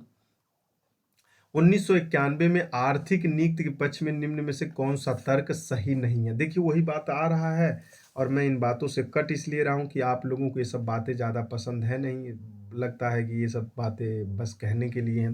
कीमत में नियंत्रण करना था, देखिए बताएं अभी अभी बताएं, कीमत को नियंत्रण करना था, कीमत को बढ़ाना था, नियंत्रण नहीं करना था, यही तर्कपूर्ण बात थी। निम्न में कौन सी समिति की रिपोर्ट के आधार पर भारतीय स्पर्धा आयोग का गठन किया गया था? हकीकत बताऊं आपको, बिलीव तो नहीं होगा, मैं आपके सामने और अभी अभी तुरंत सवाल पढ़ ही रहा हूं, अभी तक मैंने इन सवाल को देखा भी नहीं है, पढ़ा भी नहीं। और जब ये भेजा गया था कितने दिन हो गए मुझे खुद आइडिया नहीं है कब कौन सवाल आ रहा है। लेकिन आप लोग देख लीजिए जो चीज़ें बताई जा रही हैं उसके बाद वही नेक्स्ट सवाल हो जा रहा है। तो ये सब चीज़ें यदि पढ़ाए गए हैं तो अच्छी बात है, नहीं पढ़ाए गए हैं तो उसको बहुत अच्छे से भाव विभोर की तरह रख लीजिए, नहीं तो फिर आर्थिक नीति तो बाद में होगी, अपने अर्थ नीति खराब हो जाएगा फिर। चलिए लगाइए इस सवाल पे, लगाइए 36 नंबर सवाल। 36 नंबर सवाल लगाएंगे तो क्या हो जाएगा, राघवन समिति के बारे में बेटा भारतीय प्रतिस्पर्धा आयोग 2006 में आपको मालूम होना चाहिए। 2091 2091 कह रहा हूँ, 1991 के औद्योगिक नीति में कितने औद्योगिक सूची जारी किए गए थे। बहुत अच्छा सवाल है, मुझे लगता है कि आपको आना चाहिए, यदि नहीं है तो 18 थी बेटा, ये भी आपको बात याद होना चाहिए। देखिए समिति से 12 बहुत ज्यादा सवाल है। निम्न में से किस समिति ने औद्योगिक और वित्तीय पुनर्निर्माण बोर्ड को समाप्त करने तथा राष्ट्रीय कंपनी लॉ ट्रिब्यूनल की स्थापना का सुझाव दिया था, बताइए। बहुत अच्छा सवाल, तो याद रखिएगा बाल कृष्ण समिति थी। ये कौन सी समिति थी, बाल कृष्ण समिति थी, जिन्होंने आर्थिक सुधार करने के बाद आप लोगों को दिया था। अच्छा ये सर, जब आप लोग आपने बोला है पीवी नरसिम्हा राव वाली समिति की बात की तो 1991 में आई थी, कितने उद्योगों को किया गया था, तो 18 को किया गया था, ये तो बात बता दिए। राघवन समिति की अध्यक्षता जो अभी ऊपर बताए हैं सर, वो कब आई थी ये भी तो बता दीजिए। तो ध्यान रखिएगा राघवन समिति की बात बेटा अक्टूबर 1999 में बात की गई थी। कब की गई थी, राघवन समिति का रिपोर्ट क्या नाम है 1900, एस बी राघवन साहब थे, ध्यान रखिएगा। लेकिन लेकिन एक बात यहाँ रहा, ध्यान रखिए, यहाँ तो गड़बड़ हो जाएगा ना, प्रतिस्पर्धा के बारे में पूछा है ना, प्रतिस्पर्धा के राघवन समिति, तो इनका देखिए एक तो वो जब वो दिए थे बेटा, तो वो तो दिए थे राघवन समिति का उद्देश्य एकाधिकारी प्रवृत्ति के लिए दिए थे, प्रतिस्पर्धा को बढ़ाने के लिए 1991 में दिए। जो राघवन समिति है, जो भारतीय प्रतिस्पर्धा आयोग के गठन की बात की गई थी, तो ध्यान रखिएगा मेरे बच्चे, ये किया गया था 14 अक्टूबर 2003 में, 2003 में। लेकिन जो मैं राघवन समिति की बात कर रहा हूँ वो 1999 में दिया गया था, एकाधिकार प्रवृत्ति प्रतिबंधन को लिए दिया गया था। वह यह संगठनवा को बनाने के लिए उन्होंने बात किया था, लेकिन उस समय किया था। राघवन समिति का ये बात समझ में आ गई, तो 2006 में शायद बनाया गया था, ठीक है। लघु उद्योग बताइए, लघु उद्योग के संबंध में किस समिति का गठन किया गया था। गजबे भैया, आज तुम लोगों को परेशान कर देगा। अरे भाई, परेशान का मतलब ये कह रहा हूँ कि आप लोग पगला नहीं जाना रही सर, ये तो हम पढ़े भी नहीं थे और बार बार। और देखिएगा एसएसजीडी में सही मानोगे आप, मैं उत्तर प्रदेश पुलिस की बात नहीं कर रहा हूँ, उत्तर प्रदेश पुलिस तो अनपढ़ है, कुछ भी पूछ लेगा, लेकिन एसएसजीडी में समिति के बारे में बहुत सवाल पूछा है। मैंने प्रीवियस ईयर इतना ज़्यादा लगाया देखा है, मुझे सबसे ज़्यादा वहीं पर मिलता है। चलिए लगाइए मेरे बच्चे, 39 नंबर सवाल का जवाब दीजिए, क्या हो जाएगा। तो लघु उद्योग, सुरेश तेंदुलकर समिति गरीबी से था, स्वामीनाथन तो पढ़े नहीं, अजीत सेन का पढ़े नहीं थे, तो हुसैन समिति थी जिसके बारे में मैंने भी चर्चा नहीं किया, जबकि देख लीजिए उसके बियॉन्ड भी चला गया। चलिए देखिएगा, निम्न में से औद्योगिक नीति संवर्धन विभाग की स्थापना कब की गई थी। संवर्धन विभाग मतलब समझ रहे हैं ना, उनके बात बैठाने के लिए कब की गई थी, तो बताइएगा। जल्दी करिए मेरे बच्चों, जल्दी करिए, जल्दी करिए। यदि आपको समझ में आ जाए तो मुझे लगता है कि आप पूरा समझ गए, नहीं समझ में आई तब वो समझ गए, न समझ पाए तो समझने की पूरी कोशिश और चेष्टा करिए, अन्यथा आपको कौन बचा पाएगा। चलिए, तो 40 नंबर सवाल है, तो ऑप्शन नंबर 1995 में किया गया था। नवरत्न कंपनियों की अवधारणा का प्रारंभ कब किया गया था, तो बताइएगा। नवरत्न कंपनियों की अवधारणा का प्रावधान कब किया गया था, तो मुझे लगता है कि आप बता देंगे, क्योंकि नवरत्न कंपनियां, मिनी रत्न, रत्न, ये सब मालूम होना चाहिए आप लोगों को। भारत में अभी महारत्नी कंपनियां कितनी हैं, तो ये सब बातें अब आपको मालूम हो तो ठीक है, नहीं मालूम है तो मैं चर्चा नहीं कर पाऊंगा, क्योंकि बहुत लंबा हो जाएगा, अभी तक मैं 50 सवाल नहीं लगवा पाया। 1997 में किया गया था मेरे बच्चे, कब किया गया था, 1997 में ही किया गया था। चलो आगे बढ़े, प्रारंभ कर नवरत्न कंपनी और मिनी रत्न के बारे में भी यही शुरू किया गया था। अब ध्यान रखिएगा 2020 में देखिए, एक नवरत्न, देखिए एक होता है नवरत्न और एक होता है मिनी रतन, एक होता है महारतन। कितना होता है? महारतन होता है। तो महारतन कंपनियों में 2020 में कितनी थी? तो 10 कंपनियां थी। कितनी कंपनियां थी? 10 कंपनियां। 10 कंपनियां क्या थी? महारत्ना कंपनियां। जैसे कोल इंडिया लिमिटेड, गेल इंडिया आ जाएगा, ठीक है ना। भारत पेट्रोलियम कॉरपोरेशन लिमिटेड आ जाएगा, पावर ग्रिड कॉरपोरेशन लिमिटेड आ जाएगा, नेचुरल गैस कॉरपोरेशन लिमिटेड आ जाएगा। तो ऐसी बहुत सारी कंपनियां होंगी जो 10 कंपनियां महारत्ना है। तो महारत्ना, नवरत्ना और मिनी रत्ना, ये सब बातें याद रखिएगा। औद्योगिक नीति संवर्धन विभाग गठन कब किया गया था? तो आप लोगों को बता ही दिया, 1900। औद्योगिक संवर्धन, औद्योगिक नीति संवर्धन विभाग की स्थापना कब की गई थी? तो 1995 में तो की गई थी। तो ठीक तो है, मैंने क्या दिक्कत कर दिया भाई। अच्छा, इसका पुनर्गठन कब किया गया था? मेरे दिमाग में मुँह बतिया चल रहा था। अच्छा अच्छा अच्छा, ध्यान रखिए। औद्योगिक नीति का गठन 1905। पुनर्गठन कब किया गया? तो यह बतिया मेरे दिमाग में चल रहा, मैं बोला कहीं गलत करो। इसका पुनर्गठन बेटा ध्यान रखिएगा 2000 में किया गया था। ये बातें याद रख लीजिएगा। अच्छा, ये बता दीजिए, प्रत्यक्ष विदेशी निवेश जिसको एफडीआई कहा जाता है, एफडीआई, ये समर्थन इसी के लिए तो किया जा रहा है। एफडीआई की स्थापना, एफडीआई कब शुरू किया गया था? एफडीआई पोर्टफोलियो निवेश, तो ध्यान रखिएगा शुरुआत 1991 में तो कर दिया गया था, लेकिन 1994 से आना शुरू हो गया। एफडीआई का मतलब होता है, एफपीआई एक होता है, एक एफडीआई होता है। एफपीआई 10% से कम होता है, एफडीआई 10% से ज्यादा होता है। ये सब बेटा बड़ा लचीला चीजें हैं और बड़ा कंसेप्चुअल क्लियरिटी रखनी पड़ती है। एफडीआई किसे कहते हैं? इसी को कहा जाता है प्रत्यक्ष विदेशी निवेश। तो ये सब बातें अब आपको पहले भी मालूम होना चाहिए। अब आगे मैं क्या कर सकता हूँ, मेरी भी मजबूरी है। इससे ज़्यादा पढ़ाऊंगा तो फिर हो ही नहीं पाएगा सवाल। चलिए यहाँ देखिएगा, सूक्ष्म लघु एवं मध्यम, सूक्ष्म लघु मध्यम उद्यम विकास अधिनियम कब पारित किया गया था? तो ऐसे डायरेक्ट याद रख लिया करिए। बताइए कब पारित किया गया था सूक्ष्म लघु मध्यम इंडियन? चलिए बताइए, जल्दी बताइए और जल्दी बढ़ा जाए बेटा। तो 2009 में लागू किया गया था। जल्दी बताइए, 2009 में नहीं, 2006 में किया गया था, ठीक है।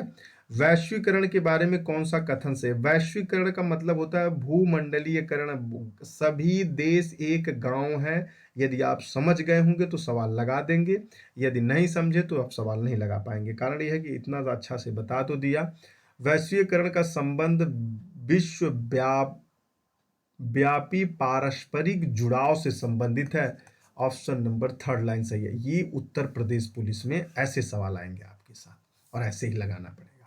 विकास का राव मनमोहन प्रारूप, विकास का राव, देखिए इनका मतलब राव कौन हो गए जी बेटा? पीवी नरसिम्हा राव। मनमोहन मतलब हो जाएगा क्या? मनमोहन मतलब वही प्रधानमंत्री जी के प्रारूप से संबंधित क्या था? आर्थिक संकट के पूर्व था, आर्थिक संकट के बाद था, आर्थिक योजना से पहले था। यूपी पुलिस के लिए एकदम घनघोर रूप से तैयार रहिएगा ऐसे सवालों का जवाब देने का। मैंने बोला है आपको, पीसीएस लेवल टच करवाता है वो जीएसजी के लिए। तो आर्थिक संकट के बाद, आर्थिक संकट तो 1991 में क्या, ये 1960 के बाद से आर्थिक संकट चल रही थी, लेकिन उसका मूल्यांकन जाते जाते जो भी राजस्व का घाटा उठा था सब दस्त दरस्त हो गया। जैसे तुम्हारे पास बटुआ में ₹1 न रहे मोबाइल रिचार्ज कराने वाला, उससे पहले था अब नहीं है, तो वही को 1991 कहा जाता। अब मुझे समझाने का पूरा मौका मिलता तो मैं पूरा आपको, अर्थशास्त्री तो नहीं, अर्थव्यवस्था को बहुत अच्छे से बैठा देता, लेकिन अब समय नहीं है मेरे पास। चलिए 45 नंबर सवाल को लगाइए। एक भी सवाल नहीं गलत होता, ये मेरी पूरी चैलेंज और गारंटी है। अभी भी नहीं होगा यदि इतना ही कर लिए तो भी। व्यापक परिवर्तन कब आया था? तो देखिए अब ये सब सवाल कोई पढ़ाएगा नहीं है आपको, इतनी जानकारी आपको रखनी पड़ेगी। प्रत्यक्ष विदेशी निवेश, अभी देखिए तुरंत बात किए हैं और तुरंत सवाल आ गया कि नहीं, इसी को एफडीआई कहा जाता है, इसी को एक जिसके नीचे वाले को एफपीआई कहा जाता है। डायरेक्ट एक केंद्रीय है, एक बॉम्बे स्टॉक है, कैसे आती है सब बातें किया जाता है। अब इसमें कैसे इन्वेस्ट करेंगे, कौन कौन से सेक्टर में इन्वेस्ट करेंगे, ये सब मालूम होता है, लेकिन खैर इतनी जानकारी नहीं रखनी, डायरेक्ट रखिए, आप छोड़ दीजिए। इससे ज़्यादा जानकारी रखने की आवश्यकता आपको भी नहीं है। चलिए बताइए 46 नंबर के अभी बताएं। 46 नंबर, एफपीआई की शुरुआत कब की गई थी? तो 1991 में किया गया था, तो 94 में तो शुरू हो गया था। निम्नलिखित में से किस वर्ष में विनिवेश विभाग का नाम बदलकर विनिवेश मंत्रालय कर दिया गया था? देखिए कितना अच्छा सा सवाल पूछ रहा है आपसे। विनिवेश उमेश के बारे में पूछ रहा है तो आपको मालूम होना ही चाहिए। सार्वजनिक निवेश, विनिवेश का मतलब सार्वजनिक उद्यमों में विनिवेश आरंभ हो गया था। तो 10 दिसंबर 1999 को विनिवेश विभाग की स्थापना की गई थी। तो विभाग का रूप 6 दिसंबर 2001 को नाम में बदल दिया गया बेटा। 2001 में नाम बदलकर विनिवेश मंत्रालय कर दिया गया। तो बात याद रखिएगा। अब आप ये कहोगे राष्ट्रीय निवेश कोष का गठन किसने किया था? तो केंद्र सरकार करेगी। 2000 नवंबर 2005 में करेगी। ये सब बातें जब लोचीला याद रहे तो बोलते बोलते अपने आप सवाल लगे। देखिए जैसे मुझे लगाना होता, मैंने सारी बातों को अध्ययन किया। मैंने कहा कि निम्नलिखित में से किस विनिवेश विभाग का नाम बदला गया था? तो 2001 में। लेकिन ये बनाया कब गया था सर? तो मैंने आपको बोला ना 10 दिसंबर 1991 में बना। मुझे ये बात याद थी तो ये बात तो मुझे तुरंत याद हो जाएगी। तो वैसे आपको भी याद होना चाहिए। नहीं याद था तो अब तो याद तो करा ही दिए पगलू। अब कहाँ गड़बड़? अरे सॉरी 1999 है मेरे बच्चे, 91 नहीं है, 1999 है। गलत मत लिख लीजिएगा, ठीक है। चलिए, निम्न में से किस वर्ष में राष्ट्रीय ग्रामीण रोजगार गारंटी योजना है? तो योजनाओं से सवाल तो मैंने आपको बहुत अच्छे से करवाया है। आप बताइए, योजना से सवाल करवाया है कि नहीं करवाया है? यदि योजना से भी आप नहीं कर पा रहे हैं तो आपके लिए भैया बड़ी समस्या खड़ी हो जाएगी, बहुत समस्या है तब तो। चलिए बताइएगा, राष्ट्रीय ग्रामीण रोजगार योजना के बारे में बताया जाए तो क्या हो जाएगा? बताइए, बहुत अच्छा सवाल है। एक चीज मैं पूछना चाहता हूँ, किस राज्य में शुरू किया गया था? यही मैं याद कर रहा था, किस राज्य में सबसे पहले शुरू किया गया था? तो ध्यान रखिएगा, एपी। एपी का मतलब अरुणाचल प्रदेश नहीं, आंध्रा प्रदेश है गधा। लिख लो। अरे इतना ज्यादा नोट्स नहीं बनाए थे। कब शुरू किया गया था?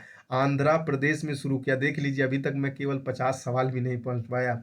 आंध्रा प्रदेश में शुरू किया गया था। 2 फरवरी 2006 को शुरू किया गया था। कब शुरू किया गया था? 2 फरवरी 2006 को पूरा। इसी का नाम मनरेगा नाम सुने हो कि नहीं आप लोग सुने हो? बताइएगा। मनरेगा महात्मा गांधी राष्ट्रीय ग्रामीण रोजगार गारंटी अधिनियम। ये तो 2 अक्टूबर 2009 को बदला गया इसी को। 2 अक्टूबर, ध्यान रखिएगा ये सब बातें। 2 अक्टूबर 2009 को ये बातें याद रखने के योग्य हो जाएगी, आपको बहुत अच्छे से मालूम होगा। लेकिन अब आप लोगों को ये भी मालूम होता है 100 दिन था, कोविड-19 में बढ़ा दिया गया था। और जनजातियों के लिए कितना था? 150 दिन था। ये दिन भी याद रखिएगा, थोड़ा सा घटाया बढ़ाया है। कब घटाया बढ़ाया? कोविड-19 के समय। मुझे अभी नहीं याद आ रहा है, लेकिन मुझे ये बात पुरानी बातें याद है। मुझे लिखना होता तो लगभग 100 दिन से अधिक कोविड-19 के बाद दिए जाने लगा। मैं ऐसे समराइज कर देते इस बात को कि मतलब बच्चे को जानकारी तो है, आगे वाली बात को भी ये मोड़ रहा है कि दिन में संशोधन किया गया है।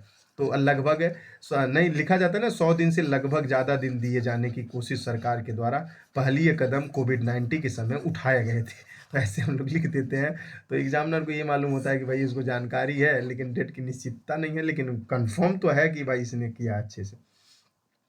अच्छा ये बताइए, ग्रामीण विकास अन्नपूर्ण योजना भी एक लाई गई थी। कब लाई गई थी? अन्नपूर्ण योजना। गाँव में मिल न जाए नहीं तो फिर बता तो दे रहा हूँ। चलिए, अन्नपूर्ण योजना के बारे में बताइएगा। अन्नपूर्ण योजना कब लाई गई थी? ये समय चल रहा है तो ध्यान रखिएगा। 2000, यदि 2 मिल जाए तो भी लगा लीजिएगा। और 2001 में ये शुरू किया गया था। ध्यान रखिएगा 2001 में। तो बस अब इतनी सारी बातें याद कर दी। चलिए, ये तो आपको सवाल लग गया। राष्ट्रीय हथौड़ी की अभी अभी बताया, सही बता रहा हूँ, मेरे को तनी सा भी ध्यान नहीं आया। आंध्रा प्रदेश में ही शुरू किया गया था। बताना नहीं अरे यार, कसम से बाबू मैं कसम नहीं खाता, मैं बताना नहीं चाह रहा हूँ, लेकिन अब चलो नहीं बताएंगे। एक्चुअली जो मैं बताना नहीं चाह रहा हूँ, निचवा सवाल बन के आया है, ये मुझे बड़ा आश्चर्यजनक दिख रहा है। अभी तक मैंने सही बताऊँ ध्यान नहीं दिया कि वो निचवा सवाल आ जा रहा है तुरंत बताते ही। चलिए बताइएगा। अन्नपूर्ण योजना ग्रामीण विकास मंत्रालय बोले तो है अभी, चलो लगा दिया। अब नहीं बताएंगे क्योंकि वह नीचे सवाल आ जा रहा है, मुझे भी बिलीव नहीं हो रहा। चलिए लगाए। प्राथमिक शिक्षा को पोषण युक्त भोजन देने के लिए राष्ट्रीय कार्यक्रम मध्याह्न भोजन योजना शुरुआत कब की गई थी? बहुत अच्छा, 91 नंबर सवाल है। मध्याह्न भोजन कब शुरू किया गया था? तो आप बताइएगा। बड़ा अच्छा सा सवाल था, बच्चों के लिए था मेरे बच्चे, यदि आप समझ पाए तो। मध्याह्न भोजन का 1995 में शुरू किया गया था। बहुत अच्छा सवाल था। 1 अप्रैल 2003 को वैट लागू करने वाला निम्न में से कौन सा राज्य था? वैट वैट जो कर का था। वैसे ये पूछेगा तो नहीं, लेकिन लिख लीजिए, ऐसे ही लिखना जरूरी है भाई, ये पूछ सकता है कभी कभी, जल्दी जल्दी हो जाता है। तो यदि हरियाणा का नाम आ जाए तो 1 अप्रैल 2000 को हरियाणा ने ही लागू किया था। क्या किया गया था? लागू किया गया था। अच्छा, ये लागू कब किया गया था? तो वैट लागू भी इसी दिन किया गया था, ये बात ध्यान रखिएगा। वैट इसी दिन लागू भी किया गया था, सबसे पहले हरियाणा वैट लागू करने वाला, इसी के बाद तो जीएसटी आया है ना। चलिए, निम्न में कौन सा राज्य भारत में सबसे अंत में वैट लागू किया था? गजब सवाल है भैया। सबसे अंत में वैट लागू करने वाला, सबसे अंत में वैट लागू करने वाला बताइए कौन था? सबसे अंत में वैट कौन लागू किया था? चलिए बताइएगा। अच्छा, अभी आप लोगों से पूछेगा, नहीं हो सकता, आगे पूछा, छोड़ देते हैं अभी। चलिए लगे, निम्न में से कौन सा राज्य भारत में सबसे अंत में वैट लागू किया था? 53 नंबर सवाल है, होपफुली आप लगा पाएंगे, तो वह उत्तर प्रदेश ही था। चलिए, तो स्पेशल में भी है, राष्ट्रीय ग्रामीण ग्रामीण रोजगार गारंटी अधिनियम जनजातीय क्षेत्र में कितने दिनों का रोजगार, 150 लगा दीजिए तुरंत है। निम्न में से किस वित्त मंत्री के कार्यकाल में किसान क्रेडिट कार्ड योजना की शुरुआत की गई थी? गजब सवाल है भाई, किसान क्रेडिट कार्ड तक हम लोग आपको पहुंचा दिए हैं। अच्छा, ये बताएंगे, अच्छा ये नहीं बताया सर, ये लागू कब किया था? ये भी बता देते तो बड़ा मजा आ जाता। उत्तर प्रदेश में कब लागू किया था, बता दें हो? लिखिए, 1 जनवरी 2008। हाँ, 2008 को ही लागू किया था, लिख लिए ना। चलिए आइए, आइए, खुशी मिल गई, बहुत गजब। आइए लगाइए, इसके बारे में लगाइए, क्या लगा रहे हैं आप लोग? बहुत अच्छा सवाल है, लगाइए क्या लगाएंगे? निम्न में से वित्त मंत्रालय किसान क्रेडिट कार्ड योजना की शुरुआत कब की गई थी? तो बताइए कब की गई थी। अच्छा सवाल है, आपको जुझाएगा, थोड़ा बहुत रुझाएगा आपको। यशवंत सिन्हा साहब नाम था। चलिए, निम्न में से किस वर्ष में किसान क्रेडिट कार्ड धारकों को एटीएम जारी किया गया था? तो ये भी बात याद रखिए, 2012 में। बहुत अच्छे। किस पंचवर्षीय योजना के दौरान राष्ट्रीय खाद्य प्रसंस्करण मिशन की शुरुआत की गई थी? देखिए, मैं पहले ही आपको निश्चित कर देता हूं, पंचवर्षीय योजना आपको विकास ने पढ़ाया हुआ है। मैं पंचवर्षीय योजना के 22 ऑप्शन सवाल पे जा रहा हूं। मुझे पूरा भरोसा है कि आप लोग वहां से पढ़े हैं, तो धड़ाधड़ लगाते चलिए। नहीं है तो लिख लीजिए, वरना मैं पंचवर्षीय योजना पढ़ाने लगा ना, तो मुझे लगता है कि पूरा क्लास इसी में चला जाएगा, पूरा मॉडल बताना, सारा कुछ बताना। अब अधूरे में छोड़ भी नहीं सकते हैं जब सारी बातें करेंगे तो।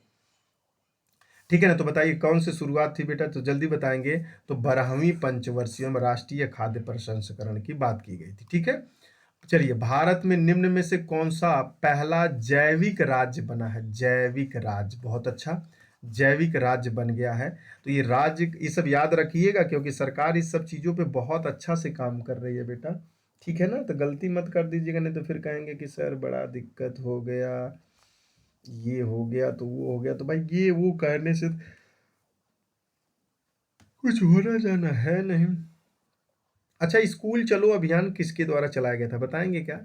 स्कूल चलो अभियान, स्कूल चलो अभियान चलाया गया था। स्कूल स्कूल चलो अभियान किसके द्वारा चलाया गया था? स्कूल चलो अभियान 2000 में, जुलाई 2000 में, हाँ जुलाई 2000 में चलाया गया था, उत्तर प्रदेश के द्वारा। ध्यान रखिएगा, उत्तर प्रदेश के द्वारा स्कूल चलो अभियान 2000 में चलाया गया था, ये बात याद हो।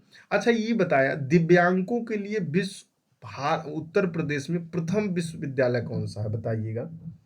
नहीं, भारत में है शायद, हमको लगता है कि भारत में प्रथम दिव्यांगों के लिए विश्वविद्यालय, बताइए कौन सा है?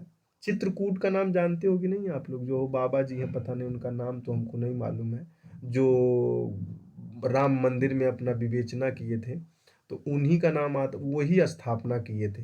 अच्छा, यदि पूछा जाए स्वास्थ्य बीमा पोर्टेबिलिटी पोर्टेबिलिटी कब स्थापना की गई थी? तो 2001 में था, यूं नहीं मालूम। अच्छा, खादी एवं ग्रामीण उद्योग आयोग की बात की जाए तो खादी एवं खादी एवं ग्रामीण उद्योग, ग्रामीण का मतलब होता है गांव, ग्रामीण उद्योग, उद्योग की स्थापना तो पूछा जाए तो कब बताएंगे? बताएंगे, दिसंबर, लिख लीजिएगा, दिसंबर 2005 में किया गया था। कब किया गया था बेटा? दिसंबर 2005 में। अच्छा, इसका हेडक्वार्टर कहाँ पे है सर? तो मुंबई नगरिया है बेटा, मुंबई नगरिया है। ध्यान रखिएगा, ग्रामीण खाद्य एवं ग्रामीण ग्रामीण उद्योग है ना, का स्थापना कब किया गया था? आयोग की स्थापना तो दिसंबर 2005 में, हेडक्वार्टर मुंबई में है। और मैंने क्या बोला है? स्वास्थ्य बीमा पोर्टेबिलिटी कब किया गया था? पोर्टेबिलिटी लिखने में आपको दिक्कत हो रही हो तो लाओ लिख देते हैं भैया, पोर्टेबिलिटी ऐसे लिख लीजिएगा, ठीक है ना। पोर्टेबिलिटी कब स्थापना की गई थी तो बताएंगे आप लोग? अक्टूबर 2001 में किया गया था, ये भी बात याद रखिएगा। आगे सवाल आने वाले हैं तो इस बातों को पहले ही बता देते हैं, शायद आ सकता है जहां तक मुझे एज्यूम कर पा रहा हूं, क्योंकि इसके बाद यही क्रम आने वाले बाकी हैं। तो अब चलें आगे। 58 नंबर सवाल का जवाब आप लोगों ने, मैंने दिया कि नहीं दिया? तो चलिए देख लीजिए। सिक्किम था मेरा। राष्ट्रीय किसान आयोग का गठन कब किया गया था? गजब सवाल। राष्ट्रीय किसान आयोग का गठन, राष्ट्रीय किसान आयोग के गठन के बारे में कब किया गया था तो बताएंगे? चलिए जल्दी बताइए। राष्ट्रीय किसान आयोग का गठन, राष्ट्रीय किसान आयोग का गठन, राष्ट्रीय किसान आयोग का गठन तो आप नहीं लगा पा रहे हैं तो 2004 में किया गया था। कब किया गया था? 2004 में। निम्न में से किस मंत्रालय द्वारा राष्ट्रीय कृषि बाजार विकास का किया जा रहा है? राष्ट्रीय कृषि विकास बाजार की बात की जा रही तो बताएंगे इसमें? राष्ट्रीय निम्नलिखित, निम्न में से किस मंत्रालय द्वारा राष्ट्रीय कृषि बाजार का विकास किया जा रहा है? राष्ट्रीय कृषि विकास का बाजार किया जा रहा है तो इसके बारे में बताएंगे। तो कृषि किसान कल्याण मंत्रालय के द्वारा किया जाएगा। चलिए, निम्न में से कब प्रधानमंत्री नरेंद्र मोदी ने राष्ट्रीय कृषि बाजार के लिए एक ट्रेंडिंग प्लेटफॉर्म ई नाम का प्रायोगिक परियोजना का शुभारंभ किया था? बताइए। 61 नंबर है। बहुत बहुत बहुत बहुत बार पूछे जाने वाला सवाल, और ये यूपीएससी में भी यही सेम सवाल है, लेकिन वो स्ट्रीम लाइन में पूछते हैं सर। 14 अप्रैल 2016 को पूछा गया था। चलिए, 15 मई 2020 तक 18 राज्यों एवं 2 केंद्र शासित प्रदेशों की कितनी मंडियों को राष्ट्रीय कृषि बाजार से जोड़ा गया था? ये भी याद रखिएगा, वरना आपको समस्या का समाधान मिल पाना मुश्किल होगा। वैसे 500 नहीं, 1000 थी बेटा। निम्न में से कब केंद्र सरकार ने प्रधानमंत्री कृषि सिंचाई योजना को मंजूरी दी थी? प्रधानमंत्री कृषि सिंचाई योजना। चलिए, 2-4 ठोरे का और नाम बता देते हैं यदि मुझे याद आ जाए तो एक बार। चलिए, तब तक इसका जवाब दीजिए, मैं याद कर लूँ। कृषि प्रधानमंत्री कृषि सिंचाई योजना कब लाया गया था बेटा? प्रधानमंत्री कृषि सिंचाई योजना कब लाया गया था? इसका जवाब आप लोग दीजिए। जुलाई 2015 में लाया गया था। कब लाया गया था? जुलाई 2015 में लाया गया था। अब आप लिख लीजिए, एक और लिख लीजिए। क्या लिख लें सर? प्रधानमंत्री ग्राम सड़क योजना कब लाया गया था? तो ये तो बहुत ज़्यादा पॉपुलर है ना। चलिए लिखिएगा, लगाइएगा। आपको मालूम है ना प्रधानमंत्री सड़क ग्राम योजना किस लिए लाया जा रहा है भाई? अरे ग्रामों को शहरों से जोड़कर ग्रामीण गरीबी उन्मूलन करना था। तो ये लाया कब गया था? प्रधानमंत्री ग्राम सड़क योजना तो याद रखिएगा 25 दिसंबर 2000 में लाया गया था। तो कौन सा लाया गया था? प्रधानमंत्री ग्राम सड़क योजना लाया गया था। स्वर्ण जयंती ग्राम स्वरोजगार योजना, देखिए इसको लिखने के लिए आपको एक बार और लिखिए। स्वर्ण जयंती ग्राम स्वरोजगार योजना कब लाई गई थी मेरे बच्चे? पूरा बोल दिए हैं, आप समझ गए हैं। पूरा लिखेंगे तो समय लगेगा।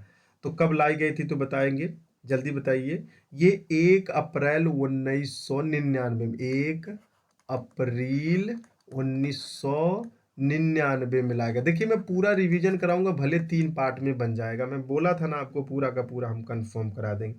अच्छा, एक और बताएंगे। राष्ट्रीय ग्रामीण स्वास्थ्य मिशन लाया गया था। राष्ट्रीय ग्रामीण स्वास्थ्य मिशन कब लाया गया था? राष्ट्रीय ग्रामीण स्वास्थ्य मिशन कब लाया गया था? इसके बारे में आपको जानकारी है कि नहीं? 2 अप्रैल लिखिएगा। नहीं, 12 अप्रैल था। 12 अप्रैल 2005 में था मेरे बच्चे। देखिए फिर से बोलिए, राष्ट्रीय ग्रामीण योजना कब लाई गई थी? राष्ट्रीय ग्रामीण ग्रामीण योजना, स्वास्थ्य योजना था, राष्ट्रीय ग्रामीण स्वास्थ्य मिशन था। गलत बोल दिया क्या मैंने? नहीं लिखा कि नहीं लिखा आप लोगों ने? फिर से लिख देते हैं कोई। लिखिए राष्ट्रीय ग्रामीण स्वास्थ्य योजना। कभी कभी हो जाता है। योजना कब लाई गई थी? तो देखिए 12 अप्रैल 2005 को लाई गई थी। इतनी बातें कंफर्म हो गई कि नहीं होंगी? फिर से बोलिए कौन कौन सी योजना की बात कर लिया हमने। प्रधानमंत्री ग्राम सड़क योजना 25 दिसंबर 2002 को लाया गया था। स्वर्ण जयंतीय ग्राम स्वरोजगार योजना 1 अप्रैल 1999 को लाया गया था। और राष्ट्रीय ग्रामीण स्वास्थ्य मिशन 12 अप्रैल 2005 को लाया गया था। इतनी बातें आपको मालूम हो गई हों तो हम अब आगे बढ़ें। फिर जैसे जैसे आता जाएगा हम आपको आगे आगे बताते जाएंगे। बहुत सारी योजनाएं हैं, चर्चा में मैंने भेजा भी है आपको। चलिए, निम्नलिखित में से पारंपरिक ज्ञान आधुनिक तकनीकीय मिश्रण जैविक कृषि मॉडल विकसित है कौन से वाले में?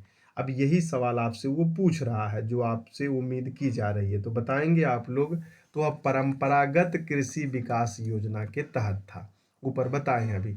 निम्नलिखित में से कब मृदा स्वास्थ्य कार्ड योजना शुरू की गई थी? अब आप भले कह लीजिए स्वास्थ्य कार्ड योजना कब शुरू की गई थी, तो ये तो बात आपको मालूम होना चाहिए। बहुत ही गजब सवाल है भाई, मानना पड़ेगा। चलिए लगाइए इसका। कार्ड योजना कब शुरू की गई थी? बहुत अच्छा सवाल है, मुझे लगता है कि आपको आना चाहिए था, नहीं आया तो ध्यान रखिएगा। 14 और 15 में किया गया। 19 फरवरी 2015 को निम्न में से किस राज्य में राष्ट्रव्यापी या राष्ट्रीय मृदा सेहत कार्ड योजना शुभ आरंभ किया गया था? सबसे पहले कहाँ किया गया था बताइए। अच्छा सवाल जो आपको थोड़ा सा उम्मीदों पे खरा उतरे तो देख लीजिएगा, राजस्थान हो जाएगा। प्रधानमंत्री किसान सम्मान निधि योजना में प्रधानमंत्री पात्रों को उम्मीदवारों को प्रति वर्ष कितने रुपए की दर से प्रत्यक्ष आय सहायता उपलब्ध कराते हैं? ये बात याद रखिएगा। 67 नंबर सवाल है। लगाइए। अब आप लोगों को ये सब तो मालूम होना चाहिए, मुझे लगता है कि लगाए भी होंगे। 6,000 रुपये होगा बेटा। कितना होगा? 6,000 रुपये होगा। बहुत अच्छा। प्रधानमंत्री किसान पेंशन योजना के पात्र उम्मीदवार की आयु बता दीजिए कितनी थी? पात्र आयु उम्मीदवार 18 वर्ष होगी, तो आपको भी मालूम है। बहुत अच्छा। प्रधानमंत्री विकास पेंशन योजना 60 वर्ष की आयु प्राप्त करने में कितने रुपए न्यूनतम? देखिए, यदि आप ये कह रहे हो कि इसके बारे में मुझे नहीं मालूम है, तो इससे पहले मैंने आपको पीडीएफ प्रोवाइड करा दिया है। यदि आप कहोगे तो अभी फिर से लिखवा देंगे। पीडीएफ भी प्रोवाइड कराए हैं। उस पीडीएफ में तो हम नहीं लिखवा पाएंगे, अरे बाप रे बाप, 2 पेज में है और बहुत अच्छे अच्छे हैं, उसमें तो हम नहीं लिखवा पाएंगे। लेकिन ये जो दूर दूर के बहुत ज़्यादा आपको परेशान कर रहे हैं, इनके बारे में हम चर्चा जरूर कर सकते हैं।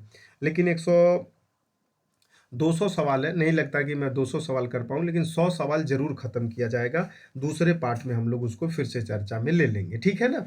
चलिए, इसके बारे में बताइए। 69 नंबर सवाल जो आप लोग लगा रहे हो, अच्छा सवाल है। तो बेटा ध्यान रखिएगा, 3,000 रुपये है। कितना है? 3,000। निम्न में से कब प्रधानमंत्री फसल बीमा योजना लॉन्च की गई थी? चलिए, जो बचेगा मैं अभी आगे बता देता हूँ, पहले इसको लगा लीजिए। 70 नंबर सवाल है। फसल बीमा योजना तो 13 अप्रैल 2016 को। फसल बीमा योजना 13 अप्रैल 2004 को। फसल बीमा। दीन दयाल उपाध्याय ग्राम ज्योति योजना की शुरुआत कब की गई थी? दीन दयाल उपाध्याय ग्राम ज्योति योजना की शुरुआत कब की गई थी? बहुत अच्छा सवाल तो ये भी है। देखिए, सवाल तो सारे के सारे अच्छे हैं मेरी तरफ से। तो उज्जवल डिस्काउंट इंश्योरेंस योजना उदय, गजब सवाल है और आप लोगों को यहीं से आएगा, मैं गारंटी ले रहा हूँ। यदि योजना के बारे में पूछ लिया, यदि इसमें से सवाल नहीं आया, मैं सही बता रहा हूँ कि मान के चलिएगा, मैं बातों से कटना नहीं चाहता और मेरा यह दावा और चैलेंज है, इकोनॉमिक्स का एक भी सवाल बाहर जाएगा तो मैं बता दूंगा कौन से सेक्टर से बाहर जाएगा। लेकिन अभी तक जो पढ़ा दिया, यदि यहाँ से सवाल उठाएगा तो एक भी बाहर नहीं जाएगा। आर्थिक व्यवस्था के तहत आर्थिक नीतियों के सवाल, मुद्रास्फीति, लोचलता, राजस्व घाटा, राजस्व पूंजीगत घाटा, राजस्व एकत्रीकरण, भुगतान संतुलन, बैंक रेपो दर, रेपो, अभी तो वो सवाल आए नहीं कि मैं बता पाऊँ। यदि नहीं आया तो मैं बताने में असमर्थ हूँगा। लेकिन यदि ऐसे सवाल आ जाए तो मैं वहाँ पे भी आपको बहुत अच्छे से समझा ले जाऊँगा। जीडीपी, एनएनपी, जीएनपी, जीबीए क्या है, ये सब मालूम होगा तो वहाँ से यदि सवाल आएगा, तो बाय द वे हो सकता है आप गलत करें, लेकिन ज़्यादातर सवाल आप में इधर ही से आएँगे। तो यहाँ से तो सही कर लेंगे, ये मेरी पूरी गारंटी है। सवाल को एक क्लास को 1-2 बार ज़रूर रिपीटेशन में देखिएगा। तो वह चीन था बेटा, किसका मैंने बताया? चलिए अच्छा उदय का बताइएगा। निम्न में से किस देश में विश्व का सबसे बड़ा रोड नेटवर्क है? निम्न में से देश में विश्व का सबसे बड़ा निम्न में से देश में विश्व का सबसे बड़ा रोड नेटवर्क है। तो भारत का है ना? किसका हो जाएगा वो? भारत का है बेटा, भारत का। ये तो आपको भी मालूम है, अब मैंने गलत लगा दिया था, भारत का है वो। चलिए, और ये बताइए उज्ज्वल डिस्काउंट इंश्योरेंस योजना उदय कब शुरू की गई थी? तो ये उदय 2015 में किया गया था। कब शुरू किया गया था? 2015 में किया गया था। यही गलत हो गया था मेरे से, 2015 में नहीं भाई। उदय योजना कब शुरू की गई थी, एक बार ध्यान से देखो। 2015 में मोदी जी आए थे, उदय योजना सही है। एब्सोल्युटली राइट, तभी तो मैंने सी पे लगा रहा था। अच्छा बताइए, भारत माला परियोजना कब शुरू की गई थी? बहुत अच्छा है, ये है। भारत माला परियोजना कब शुरू की गई थी बताइएगा। भारत माला परियोजना कब शुरू की गई थी? जितने सवाल बताए जा रहे हैं, यदि एक भी छूटेगा तो मैं अभी आपको आगे कंफर्म करवा दूंगा, जिससे आपकी गलतियां बहुत कम होगी। ठीक है ना? तो आप लिखते चलिएगा, बताते चलिएगा। चलिए बताइएगा, पहले एक बार बता लीजिए पूरा, फिर उसके बाद हम आगे आपको लिखवा देते हैं अभी खाली वाले पेज में जाके। 74 नंबर सवाल का जवाब दीजिए। क्या जवाब देंगे आप लोग? 74 नंबर का क्या जवाब देना चाह रहे हैं? भारत माला माला परियोजना इतने में शुरू किया गया था, सही है। सागर माला प्रोजेक्ट कब शुरू किया गया था? तो भारत माला परियोजना 2015 में शुरू किया गया था। सागर माला प्रोजेक्ट कब शुरू किया गया था बताइए। सागर माला प्रोजेक्ट कब शुरू किया गया था, इसके बारे में चर्चा कर लीजिए आप लोग। सागर माला, जल्दी बताइए, सागर माला प्रोजेक्ट की शुरुआत कब की गई थी? तो उस समय तो आप लोगों को पता होगा, शिपिंग मंत्रालय के अंतर्गत 2015 में शुरू किया गया था। उद्देश्य क्या था इसका? इसका उद्देश्य शायद मुझे लगता है कि हाँ, 7500 किलोमीटर सागर सीमा को 14,500 किलोमीटर संभव रूप से परियोजना को जोड़ना था मेरे बच्चे। इसको भारत माला परियोजना तो 31 जुलाई को सेतु भारतम परियोजना भी एक शुरू की गई थी ना। सेतु भारतम परियोजना, देखिए ऐसे लिखा होगा आपका, सेतु भारतम परियोजना। सेतु भारतम परियोजना तो दिए, इसको लिख लीजिएगा, 4 मार्च 2016 को शुरू किया गया था। ठीक है ना? तो इसका क्या हो जाएगा? तो पोत परिवहन जल निगम हो जाएगा। नहीं नहीं, ये गलत लगा रहे हैं आप लोग, ये पोत परिवहन जल मंत्रालय हो जाएगा। इसी का नाम तो है शिपिंग मंत्रालय, इंग्लिश में याद हो जाता है। सागर माला प्रोजेक्ट, ध्यान रखिएगा, सागर माला प्रोजेक्ट है। सागर माला प्रोजेक्ट तो अभी तो बता दिया, सागर माला प्रोजेक्ट 2015 में ही शुरू किया गया था। किसके द्वारा किया गया था? तो 2015। NHAI ने कोष बढ़ाने के लिए निम्नलिखित 2015 विश्व के किस स्टॉक एक्सचेंज को मसाला बांड्स जारी किया? अब ये सवाल आपको, मसाला बांड्स शेयर मार्केट में कौन, तो ये थोड़ी सी समस्या तो यहाँ बढ़ सकती है, लेकिन हम कुछ कर भी तो नहीं सकते। क्या कर सकते हैं आप बताइए? अब यहाँ सब तो बहुत ज़्यादा दिक्कत हो जाएगी। चलिए लगाइए, अब मैं बता पाने में असमर्थ हूँ। चलिए लगाइएगा, लंदन स्टॉक एक्सचेंज के द्वारा निम्न में से किस वर्ष सेतु भारत माला परियोजना शुरू की गई थी? सेतु भारत माला परियोजना, तो सेतु भारत माला परियोजना की शुरुआत बता दीजिए, आगे बढ़ जाइए। चलिए, सेतु भारत माला परियोजना बताइए। सेतु भारत माला परियोजना 4 मार्च 2016 को किया गया था। भारत में निम्न में से स्वच्छ भारत मिशन की शुरुआत कब की गई थी? देखिए वैसे तो मैंने बड़ा इंपॉर्टेंट तो रिवीजन करवा ही दिया, लेकिन आप लोग बोलोगे तो एक बार लिख देंगे अभी व्हाइट पेज पे चल के, जिससे आपको और बढ़िया से रिवीजन हो जाएगा। चलिए बताइए, जल्दी बताइए, इसका क्या बताना चाह रहे हैं आप लोग? 79 का बताएंगे। तो स्वच्छ भारत अभियान 2 अक्टूबर को चलाया गया था, ये तो मालूम ही है आप लोगों को। नरेंद्र मोदी जी थे, निम्न में से किस मंत्रालय के अमृत योजना का शुभारंभ किया था? तो अमृत योजना का शुभारंभ कब किया गया था बताइए। अमृत योजना की शुरुआत कब कौन से मिनिस्ट्री ऑफ अर्बन डेवलपमेंट के अंदर किया गया था। हिंदी में क्या होगा, वही बात है भैया। चलिए लगाइएगा, अर्बन डेवलपमेंट के तहत शहरी, हाँ अर्बन शहरी हो जाएगा। अच्छा, इसकी शुरुआत कब की गई थी, तो 24 बेटा जून 2015 में किया गया था। 24 जून 2000। यदि नहीं नोट्स होगा तो प्लीज बना लीजिएगा, नहीं तो फिर आपको बचाने वाला। हाउसिंग फॉर ऑल स्कीम के तहत सभी को तब तक आवास व्यवस्था कराने का प्रावधान बताइए। अच्छा सवाल है। हाउसिंग फॉर ऑल स्कीम ये कब तक जारी रहा था, तो 2022 तक ही था मुझे, हाँ 2022 तक जारी रहा। ये शुरुआत कब किया गया था, तो हाउसिंग वाला ये 2 जून में किया गया था मेरे बच्चे, जून 2015 में किया गया था। जून 2015, हाँ 25 जून 2015, अब याद आ गया, 25 जून 2015 को किया गया था। चलिए आगे बढ़ते हैं। विरासत स्थलों को एकीकृत समावेशन, सतत विकास को बढ़ावा, एसडीजी गोल को बढ़ावा देने, संस्मारकों को रख रखाव फोकस करने उद्देश्य से केंद्र सरकार द्वारा निम्न में से किस योजना की शुरुआत की गई। जब अभी आप लोगों को एक क्लास मिला होगा, क्या नाम है, यूनेस्को विश्व धरोहर हेरिटेज जिसको जारी किया, तो वही तो हृदय योजना। तो अब देख लीजिए, यदि हृदय योजना हो जाए तो बात बन जाएगी। हृदय योजना, हृदय से लगा के ही रखो हमारे दिल के टुकड़े और जिगर को, क्योंकि इससे बड़ा कुछ होता नहीं हमारे। चलिए आगे बढ़े, बहुत अच्छे। निम्न में से किस वर्ष हृदय योजना की शुरुआत की गई थी, बहुत अच्छा किया, बताने जा ही रहा था, तो मैंने सोचा यार रुको यार रुको, वरना अभी आ ही जाएगा तो बोलेंगे देखो मुझे आ रहा था, तो मैंने बोला रुक जाओ। तो ध्यान रखिएगा, 21 जनवरी 2015 को शुरुआत किया गया था। स्मार्ट सिटी मिशन के तहत भारत में कितने शहरों को स्मार्ट शहर के रूप में विकसित करने का प्रावधान किया गया है, तो आप 100 सिटियों को ध्यान में रखा गया था, ये बात ध्यान रखिएगा। अच्छा, स्मार्ट सिटी मिशन पूरे योजना के बारे में डेट को लेके मैंने कंफर्म कर दिया, बारीक से लिखते जाइएगा, ये नोट्स सही बता रहा हूँ, मायने में आप खोजते रह जाइएगा, मिलेगा नहीं, यदि मिल जाए तो बताइएगा। अरे भैया क्लासवा रिकॉर्ड हो रहा था कि नहीं, मैं बोल तो तभी से रहा हूँ, रिकॉर्डिंग चल रहा है ना, हाँ चल तो रहा है। हाँ भैया हमारा जियरा सन्न हो गया, मैंने बोला बोल तो दिया लगभग 1.5 घंटा से, और ये पता चला कि भैया क्लासवे नहीं रिकॉर्ड हो रहा है, तो और समस्या। चलिए ठीक है, तो स्मार्ट सिटी के बारे में बात कर लेते हैं। स्मार्ट सिटी मिशन की शुरुआत कब की गई थी, तो स्मार्ट सिटी मिशन की शुरुआत की गई थी 25 जून को किया गया था, 2015 को किया गया था। देखिए कितना बढ़िया से हो गया। जो मकरागिरी किए लिखने से भागे तो चला जाएगा इतिहास से, और जीएस ही है आपको जो बचाएगा। जीएस में मकरागिरी मत करिएगा, वरना मैथ उलाट पलाट के रख देगा। और यूं में यदि मेहनत करना नहीं चाह रहे हो तो फिर ठीक है भैया, मिलते हैं परीक्षा के बाद फिर से, ठीक है।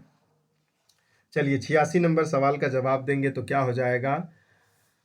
विपणन के लिए दोषी में से एक नहीं है, तो अनुकूलन मंडी नहीं था बेटा, ये तो बढ़िया ही है। प्रधानमंत्री सहजल बिजली हर घर योजना, सहजल हर घर बिजली योजना के बारे में बात करिएगा। सहजल सहज बिजली हर घर योजना निम्न में से कब शुरू की गई थी, तो बताइए। 87 नंबर सवाल है, बहुत ही अच्छा और उम्दा किस्म का सवाल है, और ये डेट आपसे इतना डायरेक्ट पूछ रहा है। चलिएगा, निम्न में से किस योजना का प्रमुख वल राज्य विद्युत वितरण इकाइयों को बिलिंग तथा वसूली कुशलता की वृद्धि पर दिया है। बहुत गजब है। वैसे इतना हैवी सवाल तो नहीं पूछेगा आप में, लेकिन ध्यान रखिएगा, उदय उज्ज्वल डिस्काउंट इंश्योरेंस योजना। चलिए, ये हमको लग रहा था कि अब बता दे, दिमाग में हमारे चल ही रहा था कि अब बोल दूं अब बोल दूं अब बोल दूं, लेकिन ये आ गया। दीनदयाल उपाध्याय ग्राम ज्योति योजना, ये मेरे दिमाग में एकदम चल ही रहा था, अगले चरण में मैं बोल ही देना था, तो तक तो आ ही गया ये तोब तक। चलिएगा, ये ध्यान रखिएगा, नवंबर 2014 में था। अब ये बताएं, निम्नलिखित में से किसको आधारित संरचना क्षेत्र में शामिल नहीं किया गया है। संरचना क्षेत्र में ध्यान रखिएगा, रचना संरचना ये सब बतिया नहीं याद रखोगे तो बड़ी दिक्कत हो जाया करेगी आपके साथ, ठीक है। बताइए संरचना क्षेत्र में क्या नहीं किया गया है, तो खाद्य को संरचना में नहीं, सड़क विद्युत हवाई अड्डा, तो संरचना निर्माण है, ये बोले हैं, थोड़ा सा ध्यान रखा करिए, नहीं तो फिर लड़बड़ा हड़बड़ा के गिर जाते हो आप लोग, हम समझ नहीं पाते हैं कहाँ सही करना है। केंद्रीय सरकार 2014 के बाद कितने श्रम कानूनों को 4 संहिता अधिनियम में परिवर्तित करने की योजना की है? तो बताइएगा कौन सा है वो, जल्दी बताइए, जल्दी जल्दी जल्दी जल्दी बताइए। समय 44 है मेरे बच्चे। कितना है? वेतन संहिता विधेयक 2019 कार्यबल के कितने प्रतिशत हिस्से तक न्यूनतम वेतन के लिए वैधानिक संरक्षण प्रदान किया गया? आप ध्यान रखिएगा, है जो पूछ रहा है अधिनियम संहिता, है पूछ रहा है कि वेतन संहिता विधेयक आपसे पूछा जाए।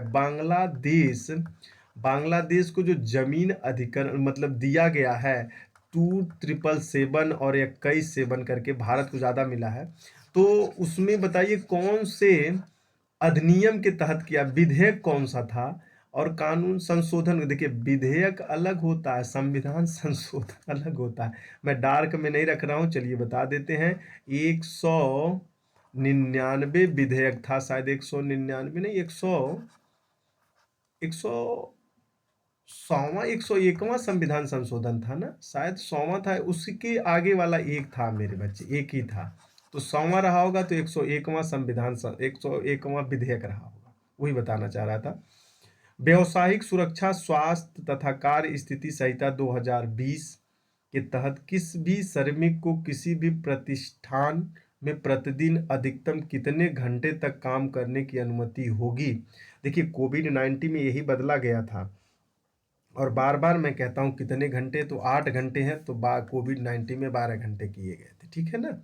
चलिएगा, प्रधानमंत्री नरेंद्र मोदी ने दीनदयाल उपाध्याय श्रमेव जयते की शुरुआत कब की गई थी बेटा? तो बहुत अच्छा सवाल, ये भी बताइए, श्रमेव जयते की शुरुआत कब की गई थी? तो ध्यान रखिएगा, दिल्ली। नया सवेरा योजना की शुरुआत कब की गई थी? नया सवेरा योजना की शुरुआत कब की गई थी, बताएंगे? नया सवेरा योजना की शुरुआत जून 2017 में किया गया था। अब 15 बार बार याद आएगा, क्योंकि 15 और 16 में तो इतनी योजनाओं की शुरुआत किया था इन्होंने कि आप भी हदप्रभ रह जाएंगे, बहुत सारा। नया सवेरा योजना की शुरुआत कब किया था? तो 19 जून 2017 में किया था। कब किया था? 19 जून 2017 में किया था। अच्छा, नया सवेरा योजना किस प्रदेश में लागू किया गया था? ज्यादा सवाल नहीं है, बट ये कहीं से कितने प्रकार के सवाल उसने बना के चेक किया है। परेशान मत हो जाइएगा, हाँ तो उत्साहित, अरे सर ये तो बहुत ज्यादा सवाल है। नहीं यार, पगलाइए नहीं, ज्यादा नहीं था, उत्तर प्रदेश था स्पेशल में। राष्ट्रीय कृषि बाजार NAM, देखिए NA है ना, NAM, राष्ट्रीय कृषि बाजार, नेशनल एग्रीकल्चरल मार्केट, ठीक है ना। तो पूछ रहा है आपसे क्या है, मतलब है, अरे यार बता तो दिया, तो फिर क्या बताए, बताओ, बतिया हुआ है, जब बता ही दी हो, कृषि उपज के लिए राष्ट्रीय ई-कॉमर्स हो जाएगा बेटा, मार्केट है। चलिए 98 नंबर सवाल का, निम्न में से किस योजना का उद्देश्य श्रमिक बच्चों को चिन्हित करने वाला, श्रमिक से मुक्त दिलाना, इनका सामाजिक शैक्षणिक नैतिक विकास है? उद्देश्य उसका पूछ लिया है और योजना आप लगा चुके हो, बस इतना मान के चलिए। उद्देश्य पूछ लिया है, योजना आप लगा चुके हो, तो नया सवेरा है तेरा ही।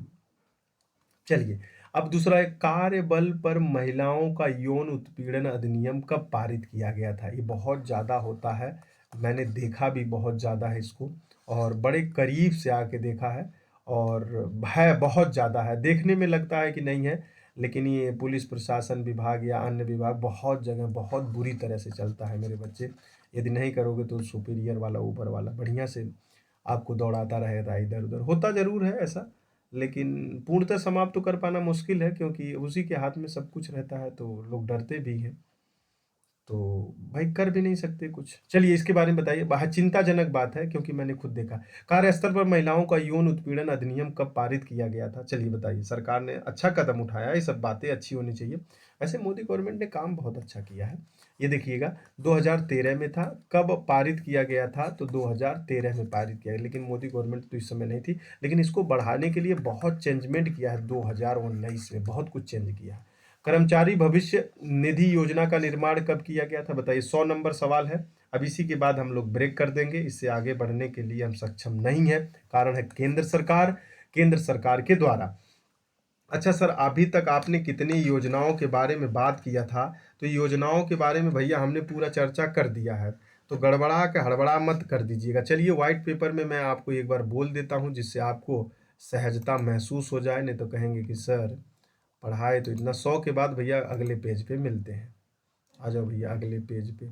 चलिए, आपको पहले मैंने बोला था भारत माला परियोजना, लिखिएगा भारत माला परियोजना कब लाई गई थी, तो 31 जुलाई। कब लाई गई थी? 31 जुलाई 2015 में लाया गया था। कब लाया गया था?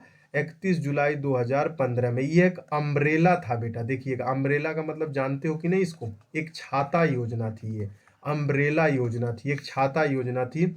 और सड़कों का निर्माण करना नहीं था, हाँ निर्माण नहीं करना था ही। सेतु भारत माला योजना, देखिएगा सेतु भारतम, हाँ भारतम, भारतम था ना, भारतम परियोजना कब शुरू की गई थी? तो 4 जुलाई बेटा, 4 जुलाई 2016 को किया गया था। उद्देश्य क्या था? राष्ट्रीय राजमार्गों में रेलवे स्तर को क्या नाम है, क्रॉसिंग से मुक्त कराना था। 2021 में ही था।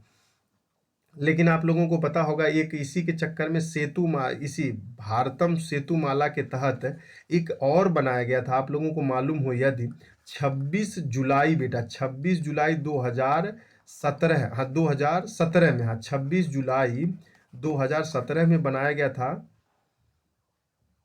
26 जुलाई था, नहीं नहीं 26 मई था, सॉरी। देखो थोड़ी बहुत यार अब याद करने में तो जाता है। 26 मई था मेरे बच्चे। कौन था? 26 मई 2017 में आप लोगों को ये मोदी जी ने बताया था, असम में बनाया था। असम में ब्रह्मपुत्र नदी पर बनाया था। अभी देखिए पूरा याद आ जाना चाहिए, ब्रह्मपुत्र नदी पर बनाया था। कितने किलोमीटर पुल बनाया था? ढोलिया से साहदिया को मिलाया था बेटा, ढोल से सादिया पुल बनाया था, उसने उद्घाटन किया था। तो 9.15 किमी का पुल था ये अरुणाचल प्रदेश क्या नाम है जोड़ने के लिए बहुत गजब रहा, और आर्मी के लिए बहुत अच्छा रहा यही, ठीक है ना। तो इसी के लिए बढ़ाने के लिए एक लंदन स्टॉक मसाला बैंड जारी किया गया था, विदेश से बहुत सारे आए थे यहाँ से। सागर माला परियोजना मैंने चर्चा किया है। सागर माला परियोजना, पेन थोड़ा सा पतला करने का हो। सागर माला परियोजना कब किया गया था मेरे बच्चे? सागर माला परियोजना कब किया गया था? सागर माला परियोजना कब किया गया था बताएंगे? सागर माला परियोजना तो ये 2015 में किया गया था। कब किया गया था सागर माला परियोजना? 2015 में किया गया था। अच्छा, शहरी अवसंरचना के लिए स्वच्छ भारत मिशन कब शुरू किया गया था बताएंगे आप लोग? स्वच्छ भारत मिशन कब शुरू किया गया था? स्वच्छ भारत मिशन कब शुरू किया गया था? स्वच्छ भारत मिशन 2 अक्टूबर 2014 को किया गया था। कब किया गया था? हृदय योजना किससे संबंधित है, कब शुरू की गई थी? हृदय योजना हेरिटेज से संबंधित था, यूनेस्को वाली बात याद हो तो 21 जनवरी 2015 को शुरू किया गया था। हाउसिंग फॉर ऑल स्कीम के बारे में भी मैंने चर्चा किया था बेटा। हाउसिंग है ना, हाउसिंग फॉर ऑल स्कीम के बारे में मैंने चर्चा किया था। तो हाउसिंग फॉर ऑल स्कीम कब शुरू किया गया था? तो 25 जून 2015 को शुरू किया गया था। कब शुरू किया गया था? 2015 को। अमृत योजना के बारे में भी मैंने चर्चा किया था। अमृत योजना कब शुरू किया गया था? तो 24 जून 2015 को किया गया था। ये भी स्मार्ट सिटी की भी बात किया था मैंने। स्मार्ट सिटी योजना की बात कब शुरू की गई थी? स्मार्ट सिटी योजना को, स्मार्ट सिटी योजना तो ध्यान रखिएगा 25 जून 2015 को किया गया था स्मार्ट सिटी योजना। स्मार्ट सिटी योजना। टेलीकॉम सेक्टर में भी सुधार किया था सरकार ने। श्रम सुधार के बारे में तो आप लोगों को बता दिया था। वेतन संहिता कब लागू किया था? तो वही तो बता दिया आप लोगों को। और दीनदयाल उपाध्याय श्रमेव जयते कार्यक्रम कब शुरू किया गया था? इसके बारे में चर्चा नहीं किया मैंने। कब शुरू किया गया था? देखिए, दीन दयाल उपाध्याय श्रमेव जयते कार्यक्रम श्रमेव जयते कार्यक्रम कब शुरू किया गया था? तो ध्यान रखिएगा 16 अक्टूबर 2014 को शुरू किया गया था। कब किया गया था? 2016 को। नया सवेरा के बारे में भी मैंने आप लोगों से बात कर लिया था। नया सवेरा योजना, नया सवेरा योजना कब शुरू किया गया था? 19 जून 2017 में किया गया था। ठीक है ना? यह बच्चों को चिन्हित किया गया था 16 वर्ष। अच्छा, वित्त आयोग में भी सुधार करने की बात किया जाए तो वित्त आयोग में सुधार करने की बात किया जाए तो आप लोगों को नीति आयोग के बारे में तो चर्चा होगा ही होगा। 1 जनवरी 2015 में शुरू किया गया था। अब इसके बारे में तो आपको जानकारी होनी चाहिए। नीति आयोग का निम्नवत गठन कब किया गया? प्रधानमंत्री होता है, अध्यक्ष कौन होता है, उपाध्यक्ष कौन होता है, तो किसके द्वारा किया जाता है, उद्देश्य क्या होता है, इस सब बारे में आपको जानकारी रखनी चाहिए। अच्छा, आप लोगों को एक स्टैंड अप इंडिया के बारे में जानकारी हो तो मेक इन इंडिया कब शुरू किया गया था? एक योजना ये भी है। मेक इन इंडिया की शुरुआत कब की गई थी? लिख लीजिएगा मेरे बच्चों। मेक इन इंडिया की 25 सितंबर 2014 को मेक इन इंडिया की शुरुआत की गई थी। ये तो मालूम मालूम होना चाहिए। मेक इन इंडिया के तहत ही इन्वेस्ट इंडिया भी किया गया था। ठीक है ना? और स्टैंड अप इंडिया एक शुरू किया गया था। स्टैंड अप, हाँ, स्टैंड अप इंडिया था एक। स्टैंड अप इंडिया, तो पुरानी बात ये याद आ जाती है। तो स्टैंड अप इंडिया कब शुरुआत किया गया था? 5 अप्रैल, ध्यान रखिएगा, 5 अप्रैल 2016। 5 अप्रैल 2016 को स्टैंड अप इंडिया की शुरुआत की गई। लिखने में मत जाइएगा वरना हम लिखने लगे तो फिर देखिए स्टार्टअप इंडिया। देखिए अब लिखना हो हमको स्टार्टअप स्टार्टअप इंडिया। अब ऐसे लिखें अभी तो बताइए इंडिया, तो भाई पूरा समय लग जाएगा। स्टार्टअप इंडिया, स्टार्टअप इंडिया की शुरुआत कब की गई थी बताइएगा? स्टार्टअप इंडिया की शुरुआत कब की गई थी? स्टार्टअप इंडिया की शुरुआत की गई थी 16 जनवरी 2016 को किया गया था। 16 जनवरी 2016 को स्टार्टअप इंडिया की शुरुआत की गई थी। देखिए इतना बढ़िया क्लियर कट जानकारी हो। अच्छा, एक और भी होगा, प्रधानमंत्री कौशल योजना। इसको डायरेक्ट लिख देते हैं, पीएम कौशल विकास योजना। पीएम कौशल विकास योजना की शुरुआत कब की गई थी? तो ध्यान रखिएगा जुलाई 2015 में किया गया था। कब किया गया था? तो जुलाई 2015 में किया गया था। और स्किल इंडिया की भी बात की गई थी एक। लिख लीजिए पूरा स्किल इंडिया। अरे सर, अरे भैया ध्यान रखिए, स्किल इंडिया अभियान कब चलाया गया था? तो ये लिखिए 15 जुलाई 2015 को किया गया था। Skill India. भारतीय कौशल संस्था की स्थापना कब की गई थी? तो ये भी लिख लीजिए भाई, भारतीय कौशल संस्था। अच्छा सर, इसके लिए क्या करें हम? ये क्यों लिखेंगे? अरे लिखो भैया, उत्तर प्रदेश स्पेशल में, यूपी में ही था इसका। यूपी के कानपुर में स्थापना किया गया था। अब कब किया गया था? तो 19 दिसंबर 2016 में किया गया था। और एक योजना और भी आप लोगों को दिवालिया, अटल पेंशन योजना बता दीजिए। एक अटल पेंशन योजना भी चलाई गई थी। अटल पेंशन योजना भी चलाई गई थी। अटल पेंशन योजना कब चलाई गई थी? तो ध्यान रखिएगा 1 जून 2015 को चलाया गया था। अटल पेंशन योजना कब चलाई गई थी? 1 जून 2015 को चलाई गई थी। पीएम श्रम योगी मान धन योजना। बस एक दो बार लिख लीजिएगा, पढ़ लीजिएगा भाई, ये तो इंपॉर्टेंट है। इसमें हम नहीं कह पाएंगे नहीं आएगा, क्या आएगा। तो ये फरवरी 2019। आपको लग रहा होगा कि जी ये सब है तो भैया मैथ में भी नहीं मेहनत करोगे, इसमें भी नहीं मेहनत करोगे, तो करोगे किस में आप बताइए? फिर लिखिए पीएम रोजगार प्रोत्साहन योजना कब लाई गई थी? तो रोजगार प्रोत्साहन योजना कब लाई गई थी? तो ध्यान रखिएगा 7 अगस्त 2016 को लाई गई थी। कब लाई गई थी? 2016 को लाई गई थी। एक स्वनिधि योजना थी, प्रधानमंत्री स्वनिधि योजना। हम तो कुछ लिखवा भी नहीं रहे, उद्देश्य भी नहीं लिख रहे। देखिए 1 जून 2020 को, 1 जून 2020 को लिया गया था इसका। गरीब कल्याण अभियान भी चलाया गया था, देखिएगा, गरीब कल्याण अभियान भी चलाया गया था, गरीब कल्याण अभियान भी चलाया गया था। आचार्य रामप्रसाद राम मंदिर मोसा, अच्छा एक मैसेज रिसीव हो रहा है। गरीब कल्याण मंदिर के बारे में चलाया गया था। कब चलाया गया था तो ध्यान रखिएगा, 20 जून 2020 को चलाया गया था। कब चलाया गया था? 20 जून 2020 को चलाया गया था। इतनी सारी बातें यदि आप याद करते हैं तो मुझे लगता है कि आपसे बेहतर कोई नहीं जानता है। आपसे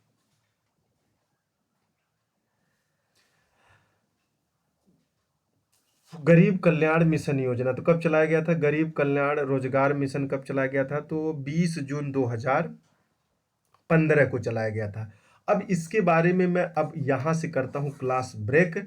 कल से हम जीएसटी के बारे में पूरी बातें कर लेंगे। उसके बाद जो हमारे 100 सवाल बचे हुए हैं वो पूरा सवाल सॉल्व कर देंगे। इतनी सारी बातें मैंने आपसे चर्चा कर दिया है, क्योंकि अब जीएसटी वीएसटी के बारे में बात करेंगे तो 101वां संविधान संशोधन उन्होंने पूरा बताना पड़ेगा। मैडवेट कहाँ से लाया गया, सबसे पहले कहाँ लाया गया था, तो ये सब बातें आप लोगों को पहले भी मालूम होना चाहिए। और भारत के मुख्यालय के बारे में बात किया जाए तो ये तो मालूम होना ही चाहिए। रिजर्व बैंक का मुख्यालय कहाँ है, स्टेट बैंक का मुख्यालय कहाँ है, पंजाब नेशनल का मुख्यालय कहाँ है? नई दिल्ली में। ध्यान रखिएगा, ये सब बातें याद रखिएगा। और फिर इसके बाद मैं चर्चा कर दूंगा आरबीआई के बारे में। आरबीआई का राष्ट्रीयकरण कब किया गया था, तो आरबीआई के मुख्य पहलू क्या है, उद्देश्य क्या है, आरबीआई क्या है। फिर आप लोगों को और क्या जो भी कुछ बचा होगा इसके वाले क्लास में मैं अच्छे से कंफर्म कर दूंगा बेसिकली। और करंट अफेयर में जो भी कुछ चल रहा होगा वो आपको, और कृषि के बारे में भी चर्चा कर देंगे, मंडी उंडी के बारे में भी चर्चा कर दूंगा आगे वाले आने वाले में। फिर आरबीआई के बारे में, साख नियंत्रण के बारे में फिर कर देंगे। थोड़ा बहुत बचेगा तो रेपो रेट क्या होता है, रिवर्स रेपो रेट क्या होता है, बैंक दर क्या होता है, और मार्जिनल स्टैंडर्ड फैसिलिटी रेट क्या होते हैं, तरलता एसएलआर क्या होता है, जैसे स्ट्रक्चरल लिक्विडिटी रेशियो, ये सब के बारे में मैं चर्चा इसके बाद वाली क्लास में कर दूंगा। जहां तक कोशिश होगा कि 2 घंटे का क्लास वो भी कर देंगे। नाबार्ड वाबार्ड के बारे में भी बैंक कर देंगे, आप सीआरआर के बारे में चर्चा कर देंगे, निवेश के बारे में, आईसीआईसीआई बैंक, नाबार्ड वाबार्ड की क्रेडिट कार्ड कैसे चलते हैं, लोग उद्योग के सारे कुछ हम चर्चा वहाँ पे कर देंगे। तो एक रिविजनल स्टैटिक हो जाएगा जिससे आपको इकोनॉमिक्स से कोई भी सवाल गलत नहीं होंगे, ठीक है ना। अब ज़्यादा करंट अफेयर के विषय में परेशान मत रहिएगा, क्योंकि यही सब सारे सेक्टर आपको बार बार पढ़ने की आवश्यकता पड़ती है। जितनी भी चीज़ें हमने बताई है ये बहुत एथॉन्टिक और बहुत क्लियरिटी के साथ बताया है। दूसरी बात है कि यदि इकोनॉमिक्स से सवाल बनेगा तो यहीं से बनता है। Love you, take care, bye, मस्त रहिए। लेकिन भूला मत करिए, यदि भूल जाएं वादों को तो निभाना क्या बात करते हो, भूल जाएं वादों को तो निभाने की क्या बात करते हो, यदि कसमें खाए हो तो प्यार करने की फिर जुदाई का क्यों बात करते हो। ठीक है ना। तो please love you, take care, bye, मस्त रहिए, खुश रहिए, आनंद लीजिए और